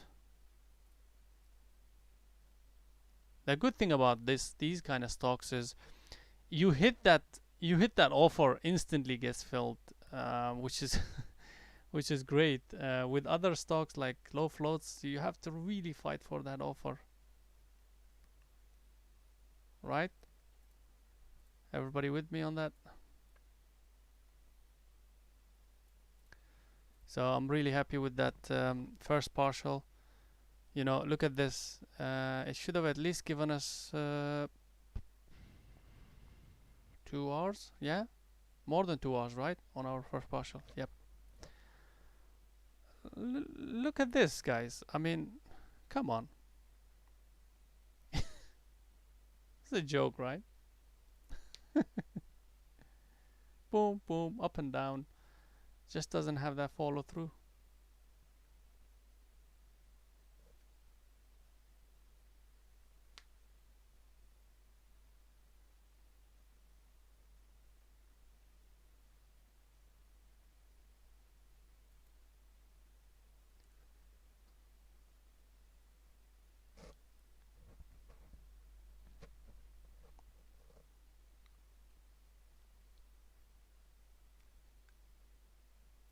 Four, 3, 2, 35. 4, 3, 2, 35s. 4, 3, 2, 35s. 4, 3, 2, 35 SPY.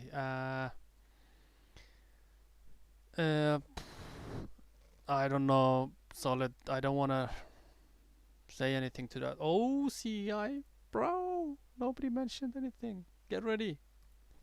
55s. Okay. CEI, I want to take some out, guys. CEI, I'll show you what I mean by that. Let me just get ready to take some out.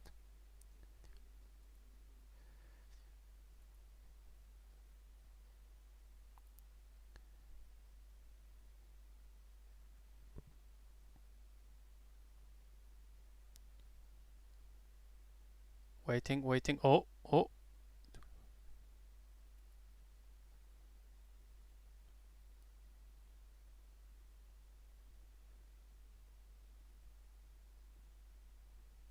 Try and hit that 45. Come on. 45s. Alright, 45s, guys. I think it could run. But still, I want to take some out. This is what I mean. Like, this is a good partial, guys. 45s. Where is it? There we go. That's really, like, most of my positions are out on this partial. Very, very good. Lovely. I like that. Now I've got not much left, to be honest. You see why we waited, James? Like, Andrew, hopefully you took Andrew took everything off, right? I think so. Yeah, unfortunately he took everything off. But this is what made this a proper winner. This partial. Look at the difference between these partials and that one, right? Yes, James. That's what I'm talking about, baby. Let's go. Right, okay, this trade is gonna really probably do a similar sort of result as Lucid yesterday. Maybe even better. I think this one did much better. All we need is to hit one of these once a day. That's all we need. Yeah, bloody MRK. I know, I know. It's just one of those things. We can't do much about it. There's not much really we can do. Just leave it alone. This is what I mean. What I meant by on the CEI, the potential for a downside. Look at this. It's just complete collapse now. Forget about everything else. You know, that 10% of yours, whatever you have left remaining, is gonna give you huge, like probably better than these partials, because it's halting now, isn't it? 247s. No, it's not halting yet. Maybe it is actually. Right? Am I right? Halted? Halted? Panic! Panic! Panic!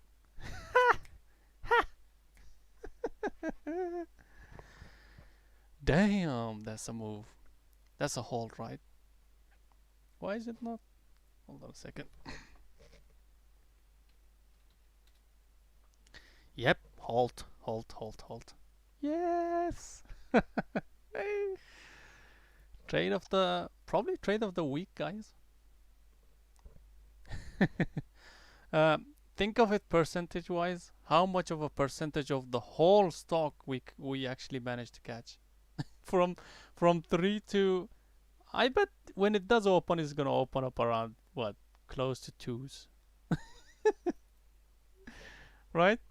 This is crazy, man. Like, that's what I'm talking about. Like this, the way, I don't know. I mean, a lot of people, I understand why they will take off everything, and most of the time, 9 out of 10 times, this will be a reversal and take you out on your trailing stop. This here, but that one time that it doesn't take you out, it gives you this,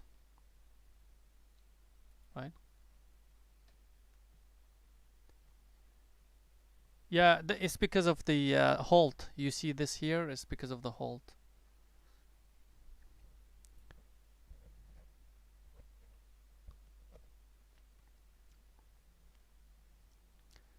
Bloody MRK is just playing with it. It's just there's no edge there on MRK. It's just playing around. Something like Zine, Z and E. You can't have an edge on this.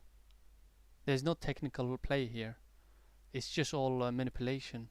I feel like MRK is not manipulation. It's just the way it trades. It's horrible, I think. So I really want to short it here, but knowing that it's MRK today, um, but the only thing I'm really sort of stubborn on shorting this, not letting it go, is because of the daily.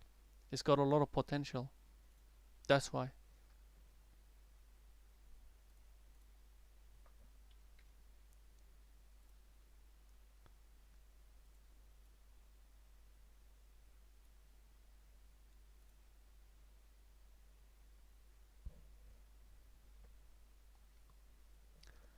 Tesla. I was watching Tesla actually earlier on. Where's Tesla? Oh, relative weakness coming into this. I bet you're talking about shorts, right? I think it's. I think it's good. I think it's good.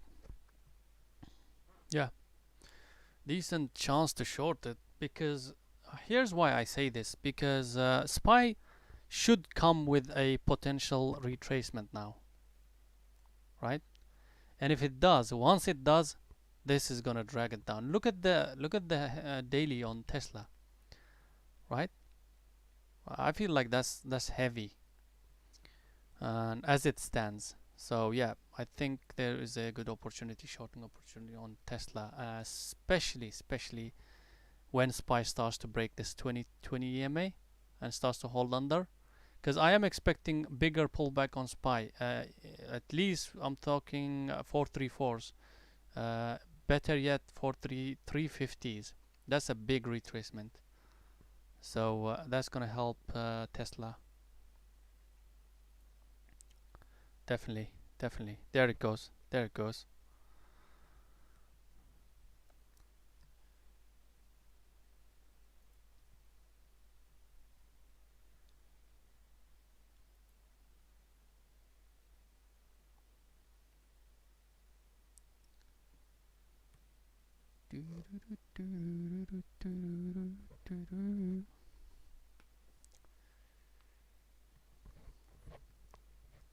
My Apple is doing well. The this area here, I'm not worried about this now because I probably will swing this thing for the next week or so. Which one is it? Tesla? I think if you haven't entered when I was mentioning it or when you were mentioning it here, it's too late. Probably. No, but there was an entry here as well when we were mentioning. Yeah, better entry was definitely here. That's exactly what our setup is, and I think Andrew knows, James knows this setup. So that's perfect. Actually, I should make a video on this specific trade.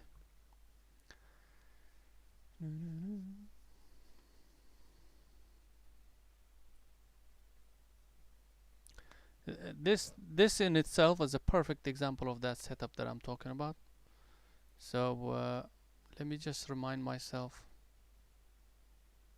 Actually, I'm gonna do this better option here.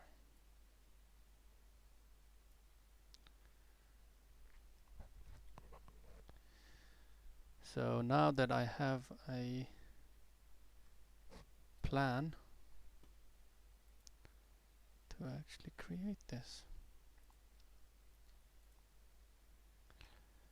Okay, trading, chart studies, we've got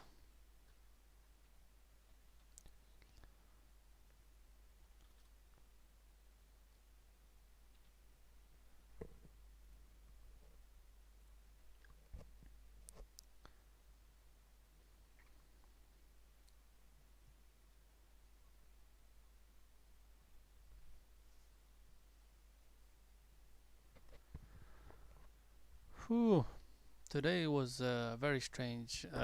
Usually when it's quiet.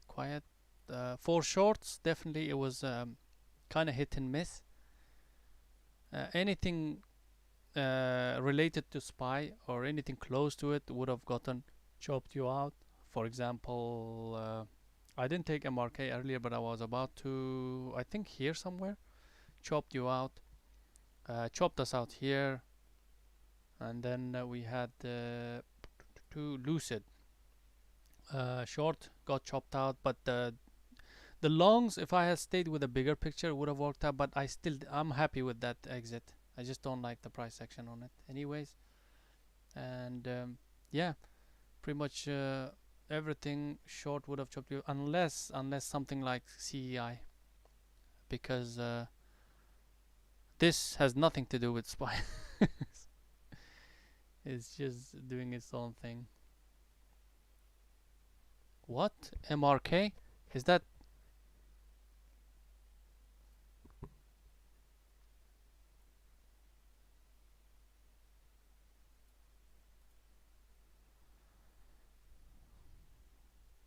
That can't be real, is it? Seems like it is. Well, well, well.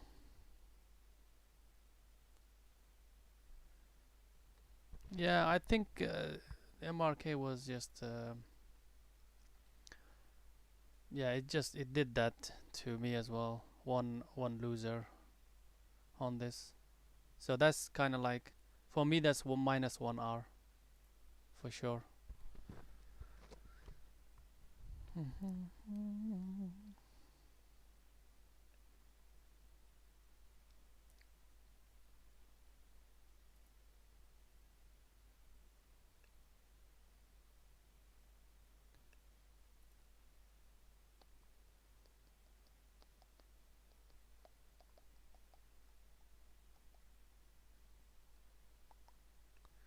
Still waiting on CEI to open.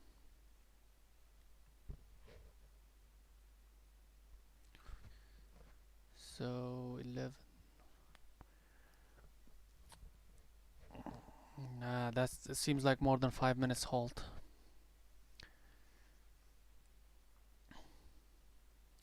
I think a lot more panic than they anticipated. So that could be good for shorts. At 4, really, it wouldn't hurt me that much. It might be another chance to short it. I think it's more than, it might be another 3 minutes, 2 minutes, because it's definitely more than 5 minutes normal. So that's not a good for CEI. Usually this happens when there's massive amount of orders that has gone through or needs to go through. So I think it's not looking good for it. I hope it's not looking, because I'm short on it.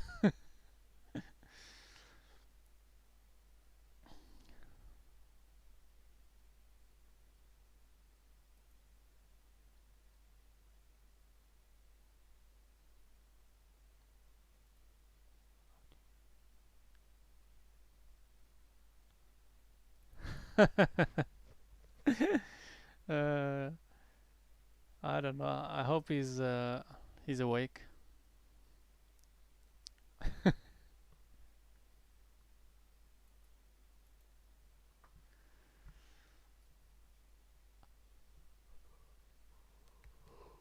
Ooh. I think I'm dreaming.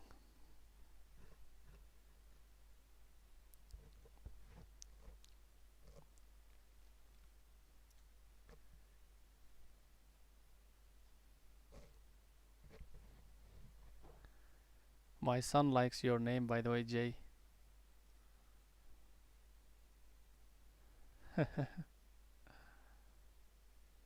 Ah, that's good.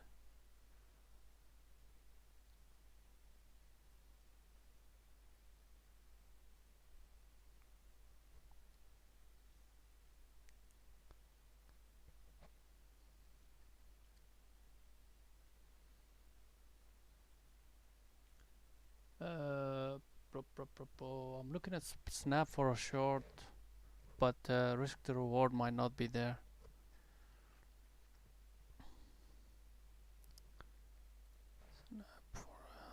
Maybe not. Maybe I'm late on it. Ah, there it goes. Yeah, on these kind of shorts under 73s, and the target usually is the VWAP.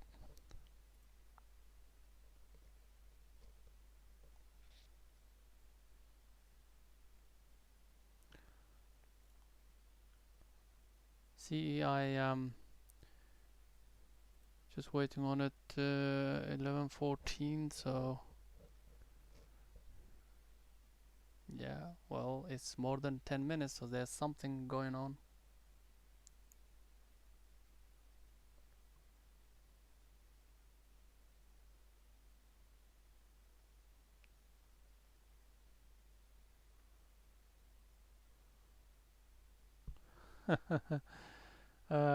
Which one is this?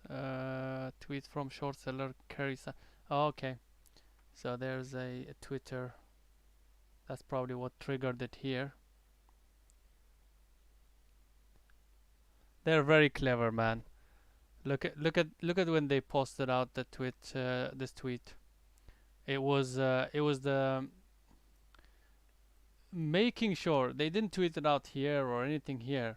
It was making sure that the backside happened and really sort of kill kill it, like literally just, yeah, very clever of them.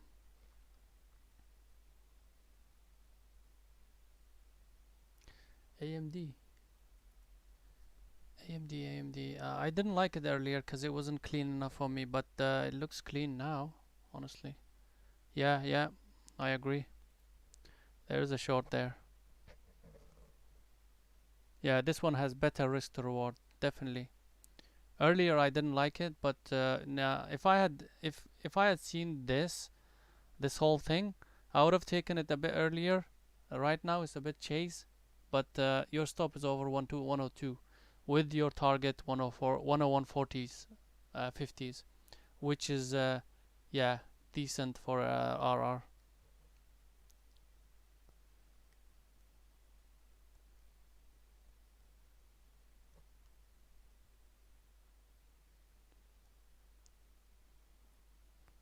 Okay, let's see what this does.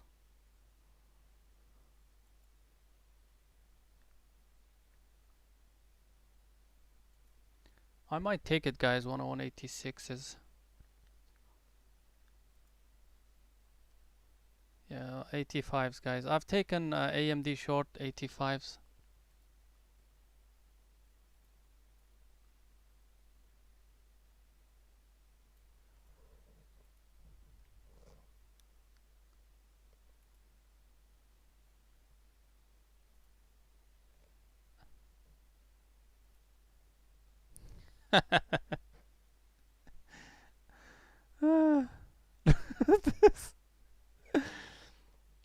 Oh, see,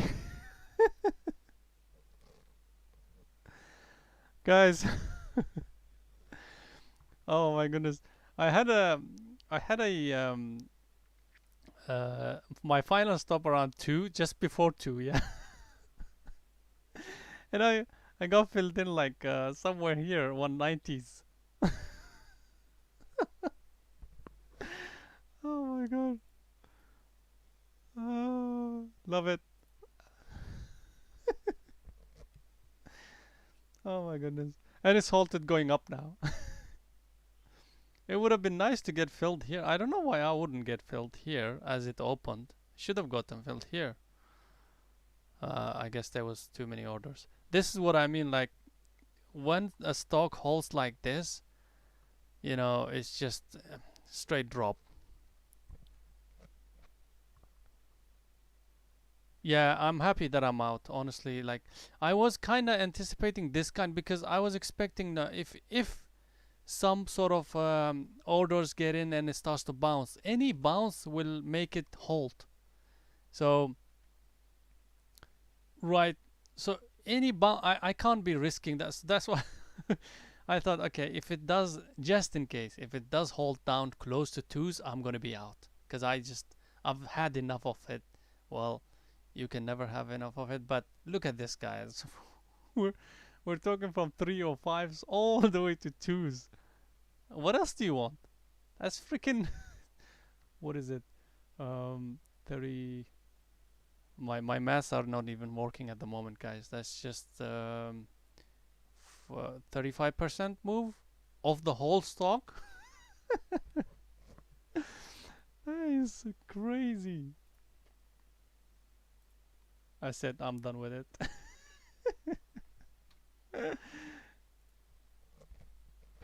Oh my goodness.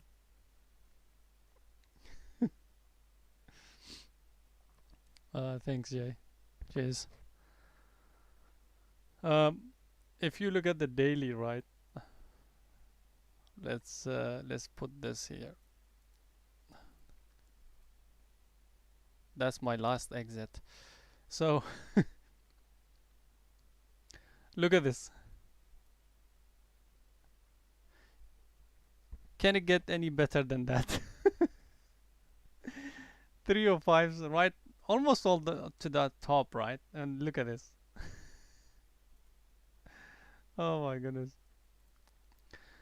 I know this last one is 10%. I understand from here 10%, but that's still, as I mentioned, guys, that runner of yours will give you better results than these partials. Sometimes when it does.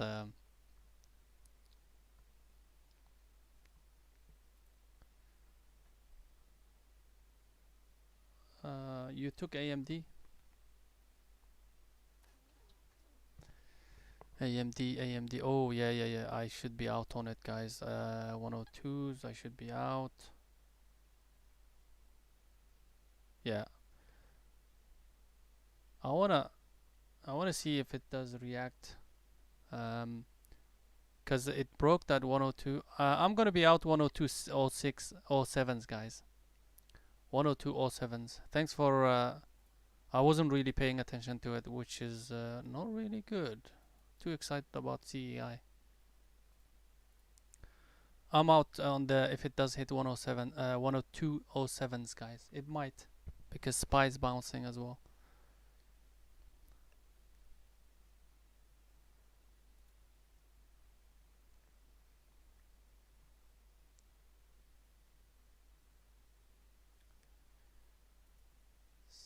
So 34.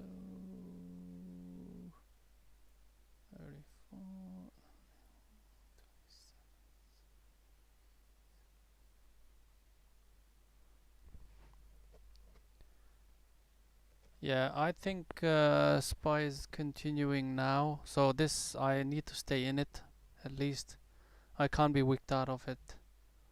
So I'm gonna give it some room, guys. AMD. I might even give it more room than this, cause oh my goodness, CEI, guys, it's fun to watch this. It's gonna halt again, going up. Oh my goodness. Oh, it didn't. Oh, that's a short. That's a short there.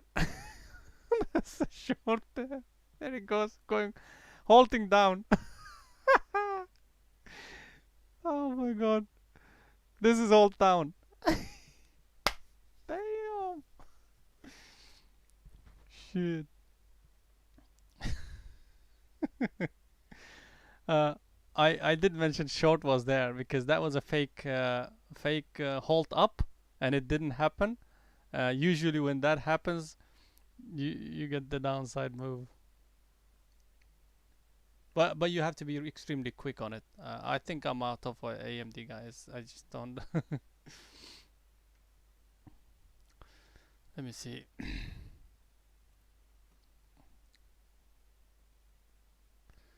Yeah, I'm out. I'm out of AMD, guys. Just over 102. I exited early. I was meant to exit 102 or 7s or 8s, but I exit early because I don't like it. A small loser on AMD, guys. Not much. Yep. Actually, I exit here, somewhere here. Very, very small loser. I'm okay with that.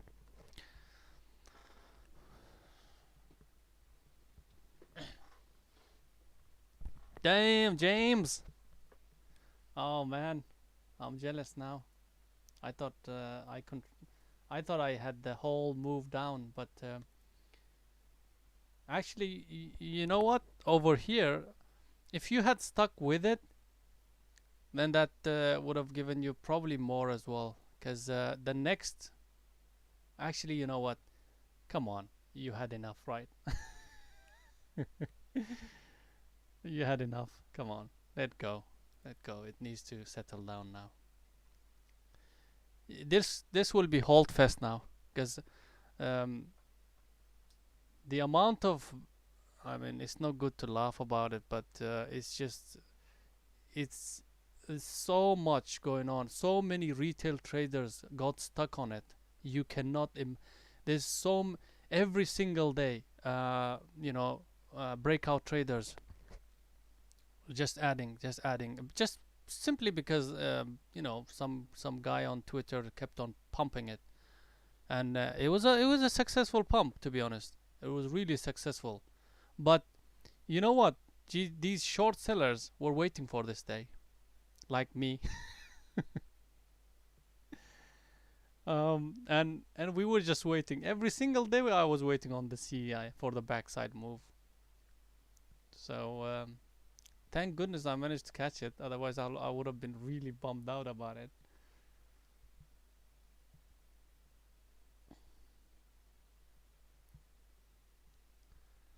There's a lot of people stuck. I feel for them on this one. Especially over fours, over threes.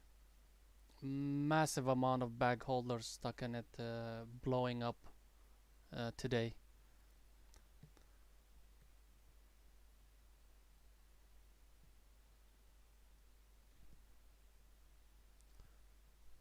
This is the risk of not having one of those systems where you just don't have a stop. You're just blindly following social media for pumps, and they made their money and now they're dumping it. This is a very, very extreme example of that, the whole process.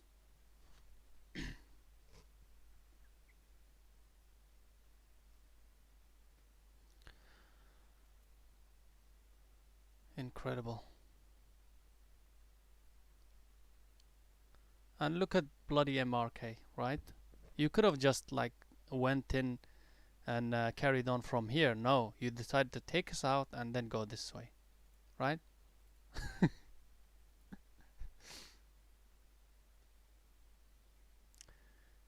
That's that's the cons of having a stop, isn't it? Like, yes, you will get wiped out or stopped out, not wiped out, sorry, just wicked out on your stop, and it goes your way. But it also means that your stop would have worked here if you had a stop. Let's say you were long here, right? You put your stop under the VWAP, you got out, that's fine, done. But if you didn't have stop here, thinking, well, this is basically a nice little pullback, it's got lots of promotions going on, or lots of push from the social media, I'm gonna hold on to it. Well, you hold on to it, and this is what happens. You can't even get out now. Now you're saying, well, I'm all in on it anyways. It's gonna bounce. There's no point in getting out at the bottom. You would have said that here. You would have said it here. Now you're saying the same thing here. So really, not a good situation to be in. That's exactly why I don't mind getting stopped out hundreds of times on these small little losers than to be stuck on this, because this will blow your account, right? If it doesn't blow, even if it doesn't blow your account, guys, look at this. I'm telling you, it's going to be hold fest. What I mean by that is it's gonna have a massive scar on your trading career, and coming back from it will be extremely difficult.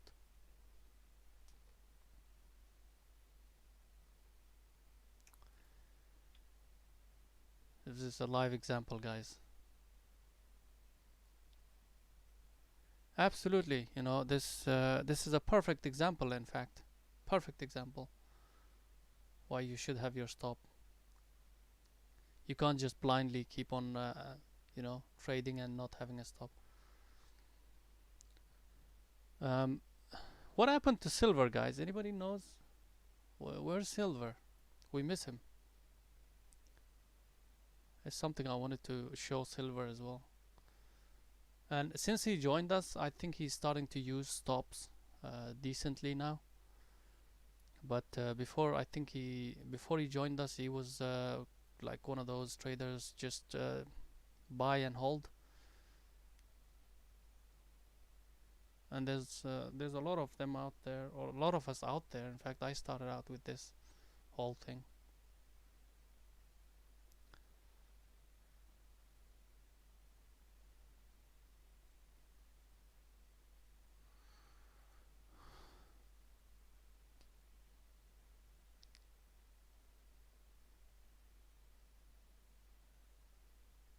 Oh, James, you took long.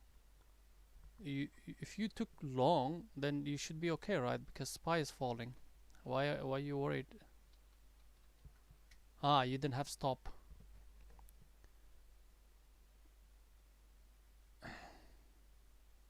That's actually a really nice trade. I wouldn't have taken it 22.48. Uh, I would have taken it probably here, 22.55s. But that's a good trade.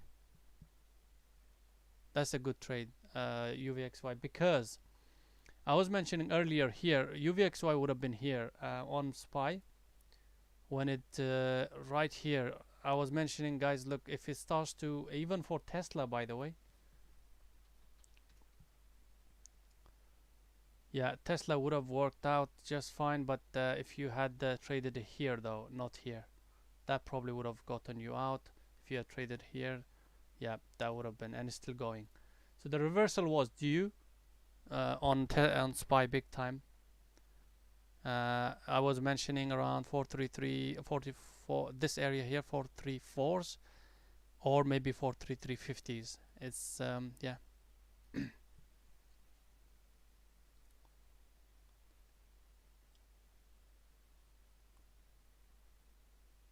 Josh, what the hell? You're not short on it, right?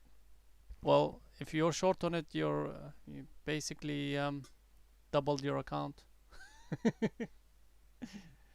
You didn't short it, did you? With us here? I thought you shorted it, no? Ah, dude.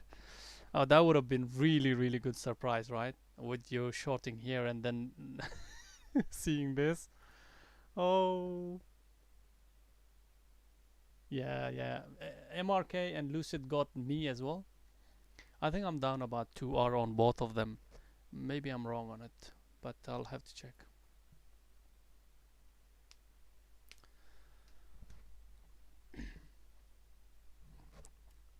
Right. I might take some out on Apple because I don't like that reverse. So I'm gonna take some out on Apple 114, 141, 16. Yeah.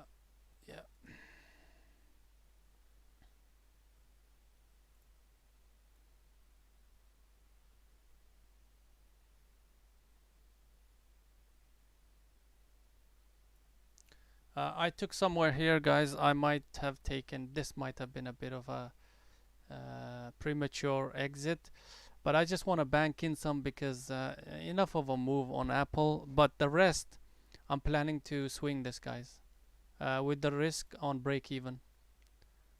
The risk, I think I have around just less than 50%.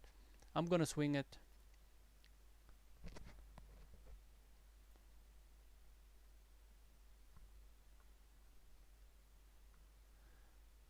Josh, I wish I did, but what happened is I'll show you what I did. Actually, it's open now. Let's watch this.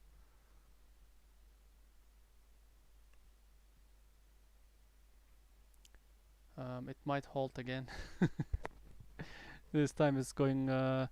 Actually, if it does hold, if it doesn't halt up, it might halt going down.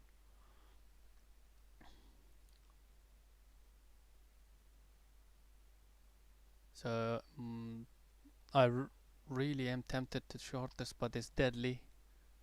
It's deadly. No, I'm not touching it, guys. It's too deadly at the moment.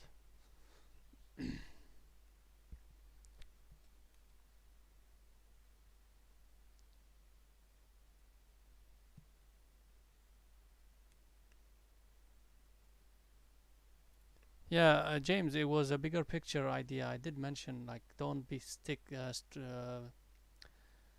trying to have some room flexible on the stop itself, because you need that for Apple's trade, or any of the bigger, like for example Tesla. You can't be too tight on it, you know.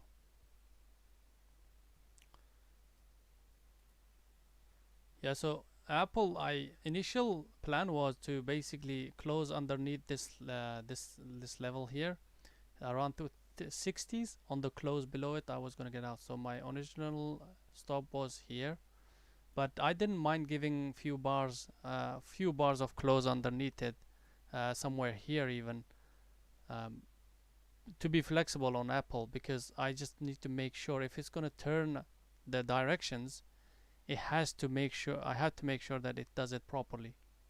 Because remember, it was in range anyways, so you gotta leave room, you know.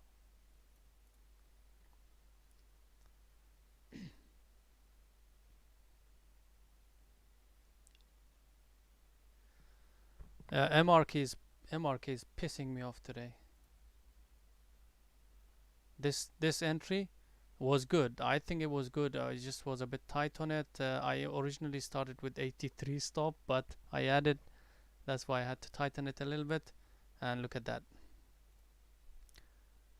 So that's what's pissing me off. And you know what? The daily on it is beautiful. It's actually one of the better dailies I've seen for a short. That's what's pissing me off. But we can't cry about it, guys. We just can't.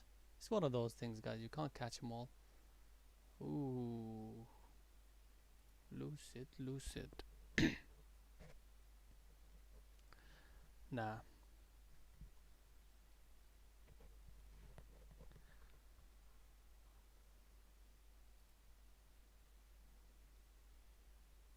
Yeah, you know what, guys? With this one, just forget about it. CI is done. Don't touch it, because if it starts to move a small amount, then you're gonna get halted. So yeah, just not gonna touch it anymore. I'm done. Now let me go through the trades I took today, just for the trades recap purposes. So we took, I remember Lucid LCID. Took a short here. There was some weakness on the daily, but I was also on the back of my mind expecting a bit of a bounce as well. So started with this 2408s or 9s, and then got stopped out 2422s. So that's kind of like a 1 hour to me. Usually my shorts are full position. This one I don't consider it a bit of a. It's like minus 0.2 R, because I started out small because I needed that confirmation of a bigger bounce. If it had confirmation, I would have added it. But what it did was it just chopped around and got me stopped out on almost like a break even. Uh, Very tight stop because I was very very small on it. So uh, I would say around minus 1.2 R on this. Still, loser is a loser. But the potential was on this one quite there for both sides. So minus 1.2 are on Lucid. What did we trade next? Apple. Okay. So Apple, this was a bigger picture idea. In original stop was here. Traded it over just before 140. Now there was a lot of things being played out here when I entered here. I didn't enter here, or there, because I was watching SPY, really like sort of just watching it like a hawk, and it was like bouncing up and starting to create that trend upwards. So that's when I decided really sort of that's the best timing for Apple. Strangely, it didn't follow it up at that point. Usually, Apple should have followed it up, at least close to the highs. It didn't. So I left it, and I gave it enough time for it to work out, right? So um, I expected a little bit of a chop before it actually moved off from its zone. So ended up waiting a long time actually. Um, I think a lot of people got stopped out here. This just wicked out a lot of people, and then maybe this, but I held on because just a bigger idea. I was thinking of even like if it does start to move off, gonna hold off for a swing idea, which I am gonna do for the remainder. So really nice exit on it, 141 from 140s, under 140s. That's $1 move. And then the next partial was here. Maybe I should change the color of this because that's not good. What color shall I put? Doesn't matter, guys. So can't really figure out which color I should be putting there. Anyways, so that's the second partial. Really nice partial. I think this was a bit early. I could have left it alone for my swing, but I don't want to have swing more than my 50% of my position. At this point, I had more than 50%, so now I'm less than 50% swinging this for a few weeks, maybe. So we'll see. That's Apple. Really nice trade. As it stands, is as it stands. If I were to close it now, it's 2R plus 2R. So I'm happy. I'm happy with that. Right, plus 2R. What else do we have?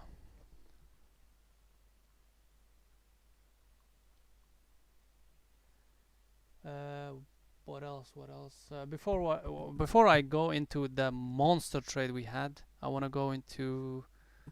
I think MRK is the one we took, but that was after CEI. So MRK, I'm not gonna talk about it too much because I'm a little bit pissed off about the. It's not that this stock has.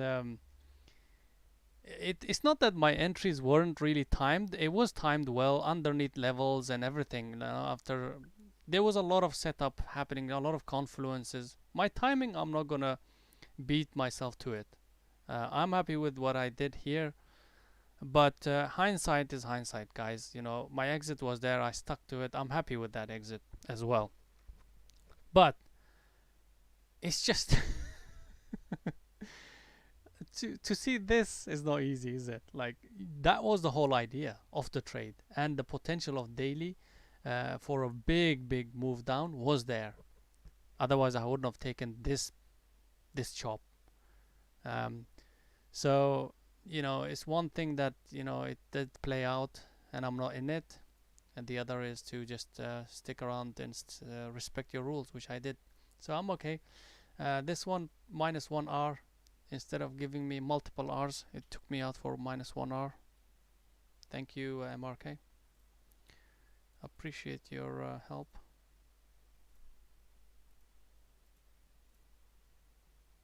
Right, minus 1R on MRK. And then we had. What did we have, guys? What did we have? You can't even see my entry, guys. This is what I had. Shorted. So going back to CEI, every day, almost every day since that first red day, I have been watching it. In fact, trading it, but with very small risk, very little profits, little small profits on this. But I was definitely looking and watching for this kind of massive move on it, because this was heavily pumped. Like I haven't seen a stock that's every single day getting pumped on social media with this much force continuously. Usually it's the third day, fourth days they will start to sort of fade off. This one didn't.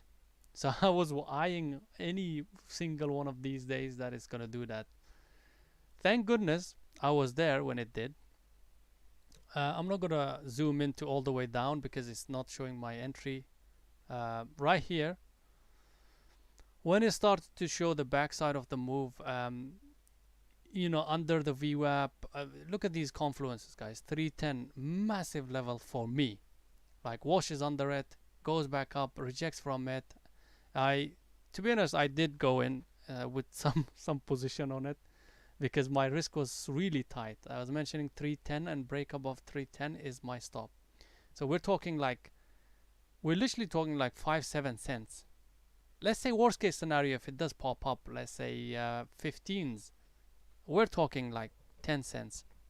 But the risk was 5 cents, or let's say 7 cents on average. So yeah, I managed to pull in some position there, thank goodness. And let's have a look. Right, first partial 288s, second partial 270s. Check out my third partial. I'm just showing off, guys. Anyways, 240 under 250 was my third partial, and my last big partial came in here. This was my runner, by the way, 10%, but we're talking 190 from 305s. Yeah, you do the maths, guys, on the percentage move. But on R, when it comes to the R's, I have to check it, guys, because I don't like to keep. Let me check.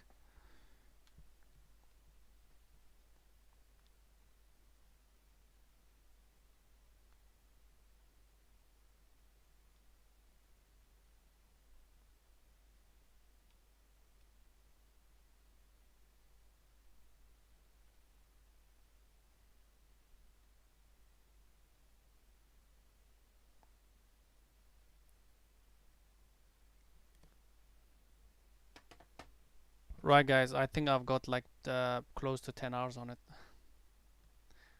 Thank you very much. Yeah, I'm just gonna keep it less than 10 hour, but I'm gonna just hit that 10 hour just for just because I missed MRK. Just treat myself. So, yep, that's how we roll. I think yeah, it's one of those trades that I hit once or twice a month, and I'm pretty much done for the week. So that's plus 10 hour trade for you right there. And what did we have on that plus 2 hours? So let's say on the other ones I'm break even. So actually for the day I will be close to plus 10 hour. Plus 10 hour for the day.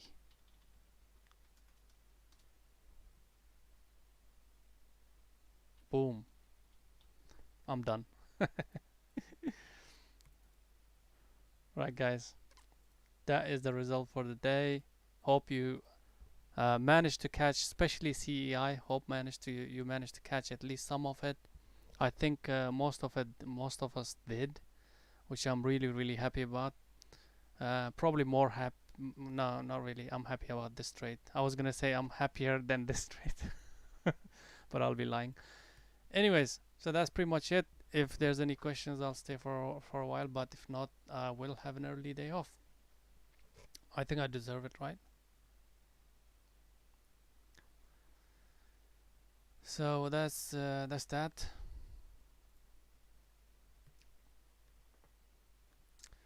But still thinking about MRK though. I don't want to look at this stock at the end of the day because I don't want to see it going down to 80 at the end of the day. I would just shut everything down and probably look at it tomorrow. No problem, James. Hope you enjoyed the stream. Cheers, guys. Take it easy. I'm gonna go as well. I will see you guys tomorrow 9:15 EST. All right. Cheers.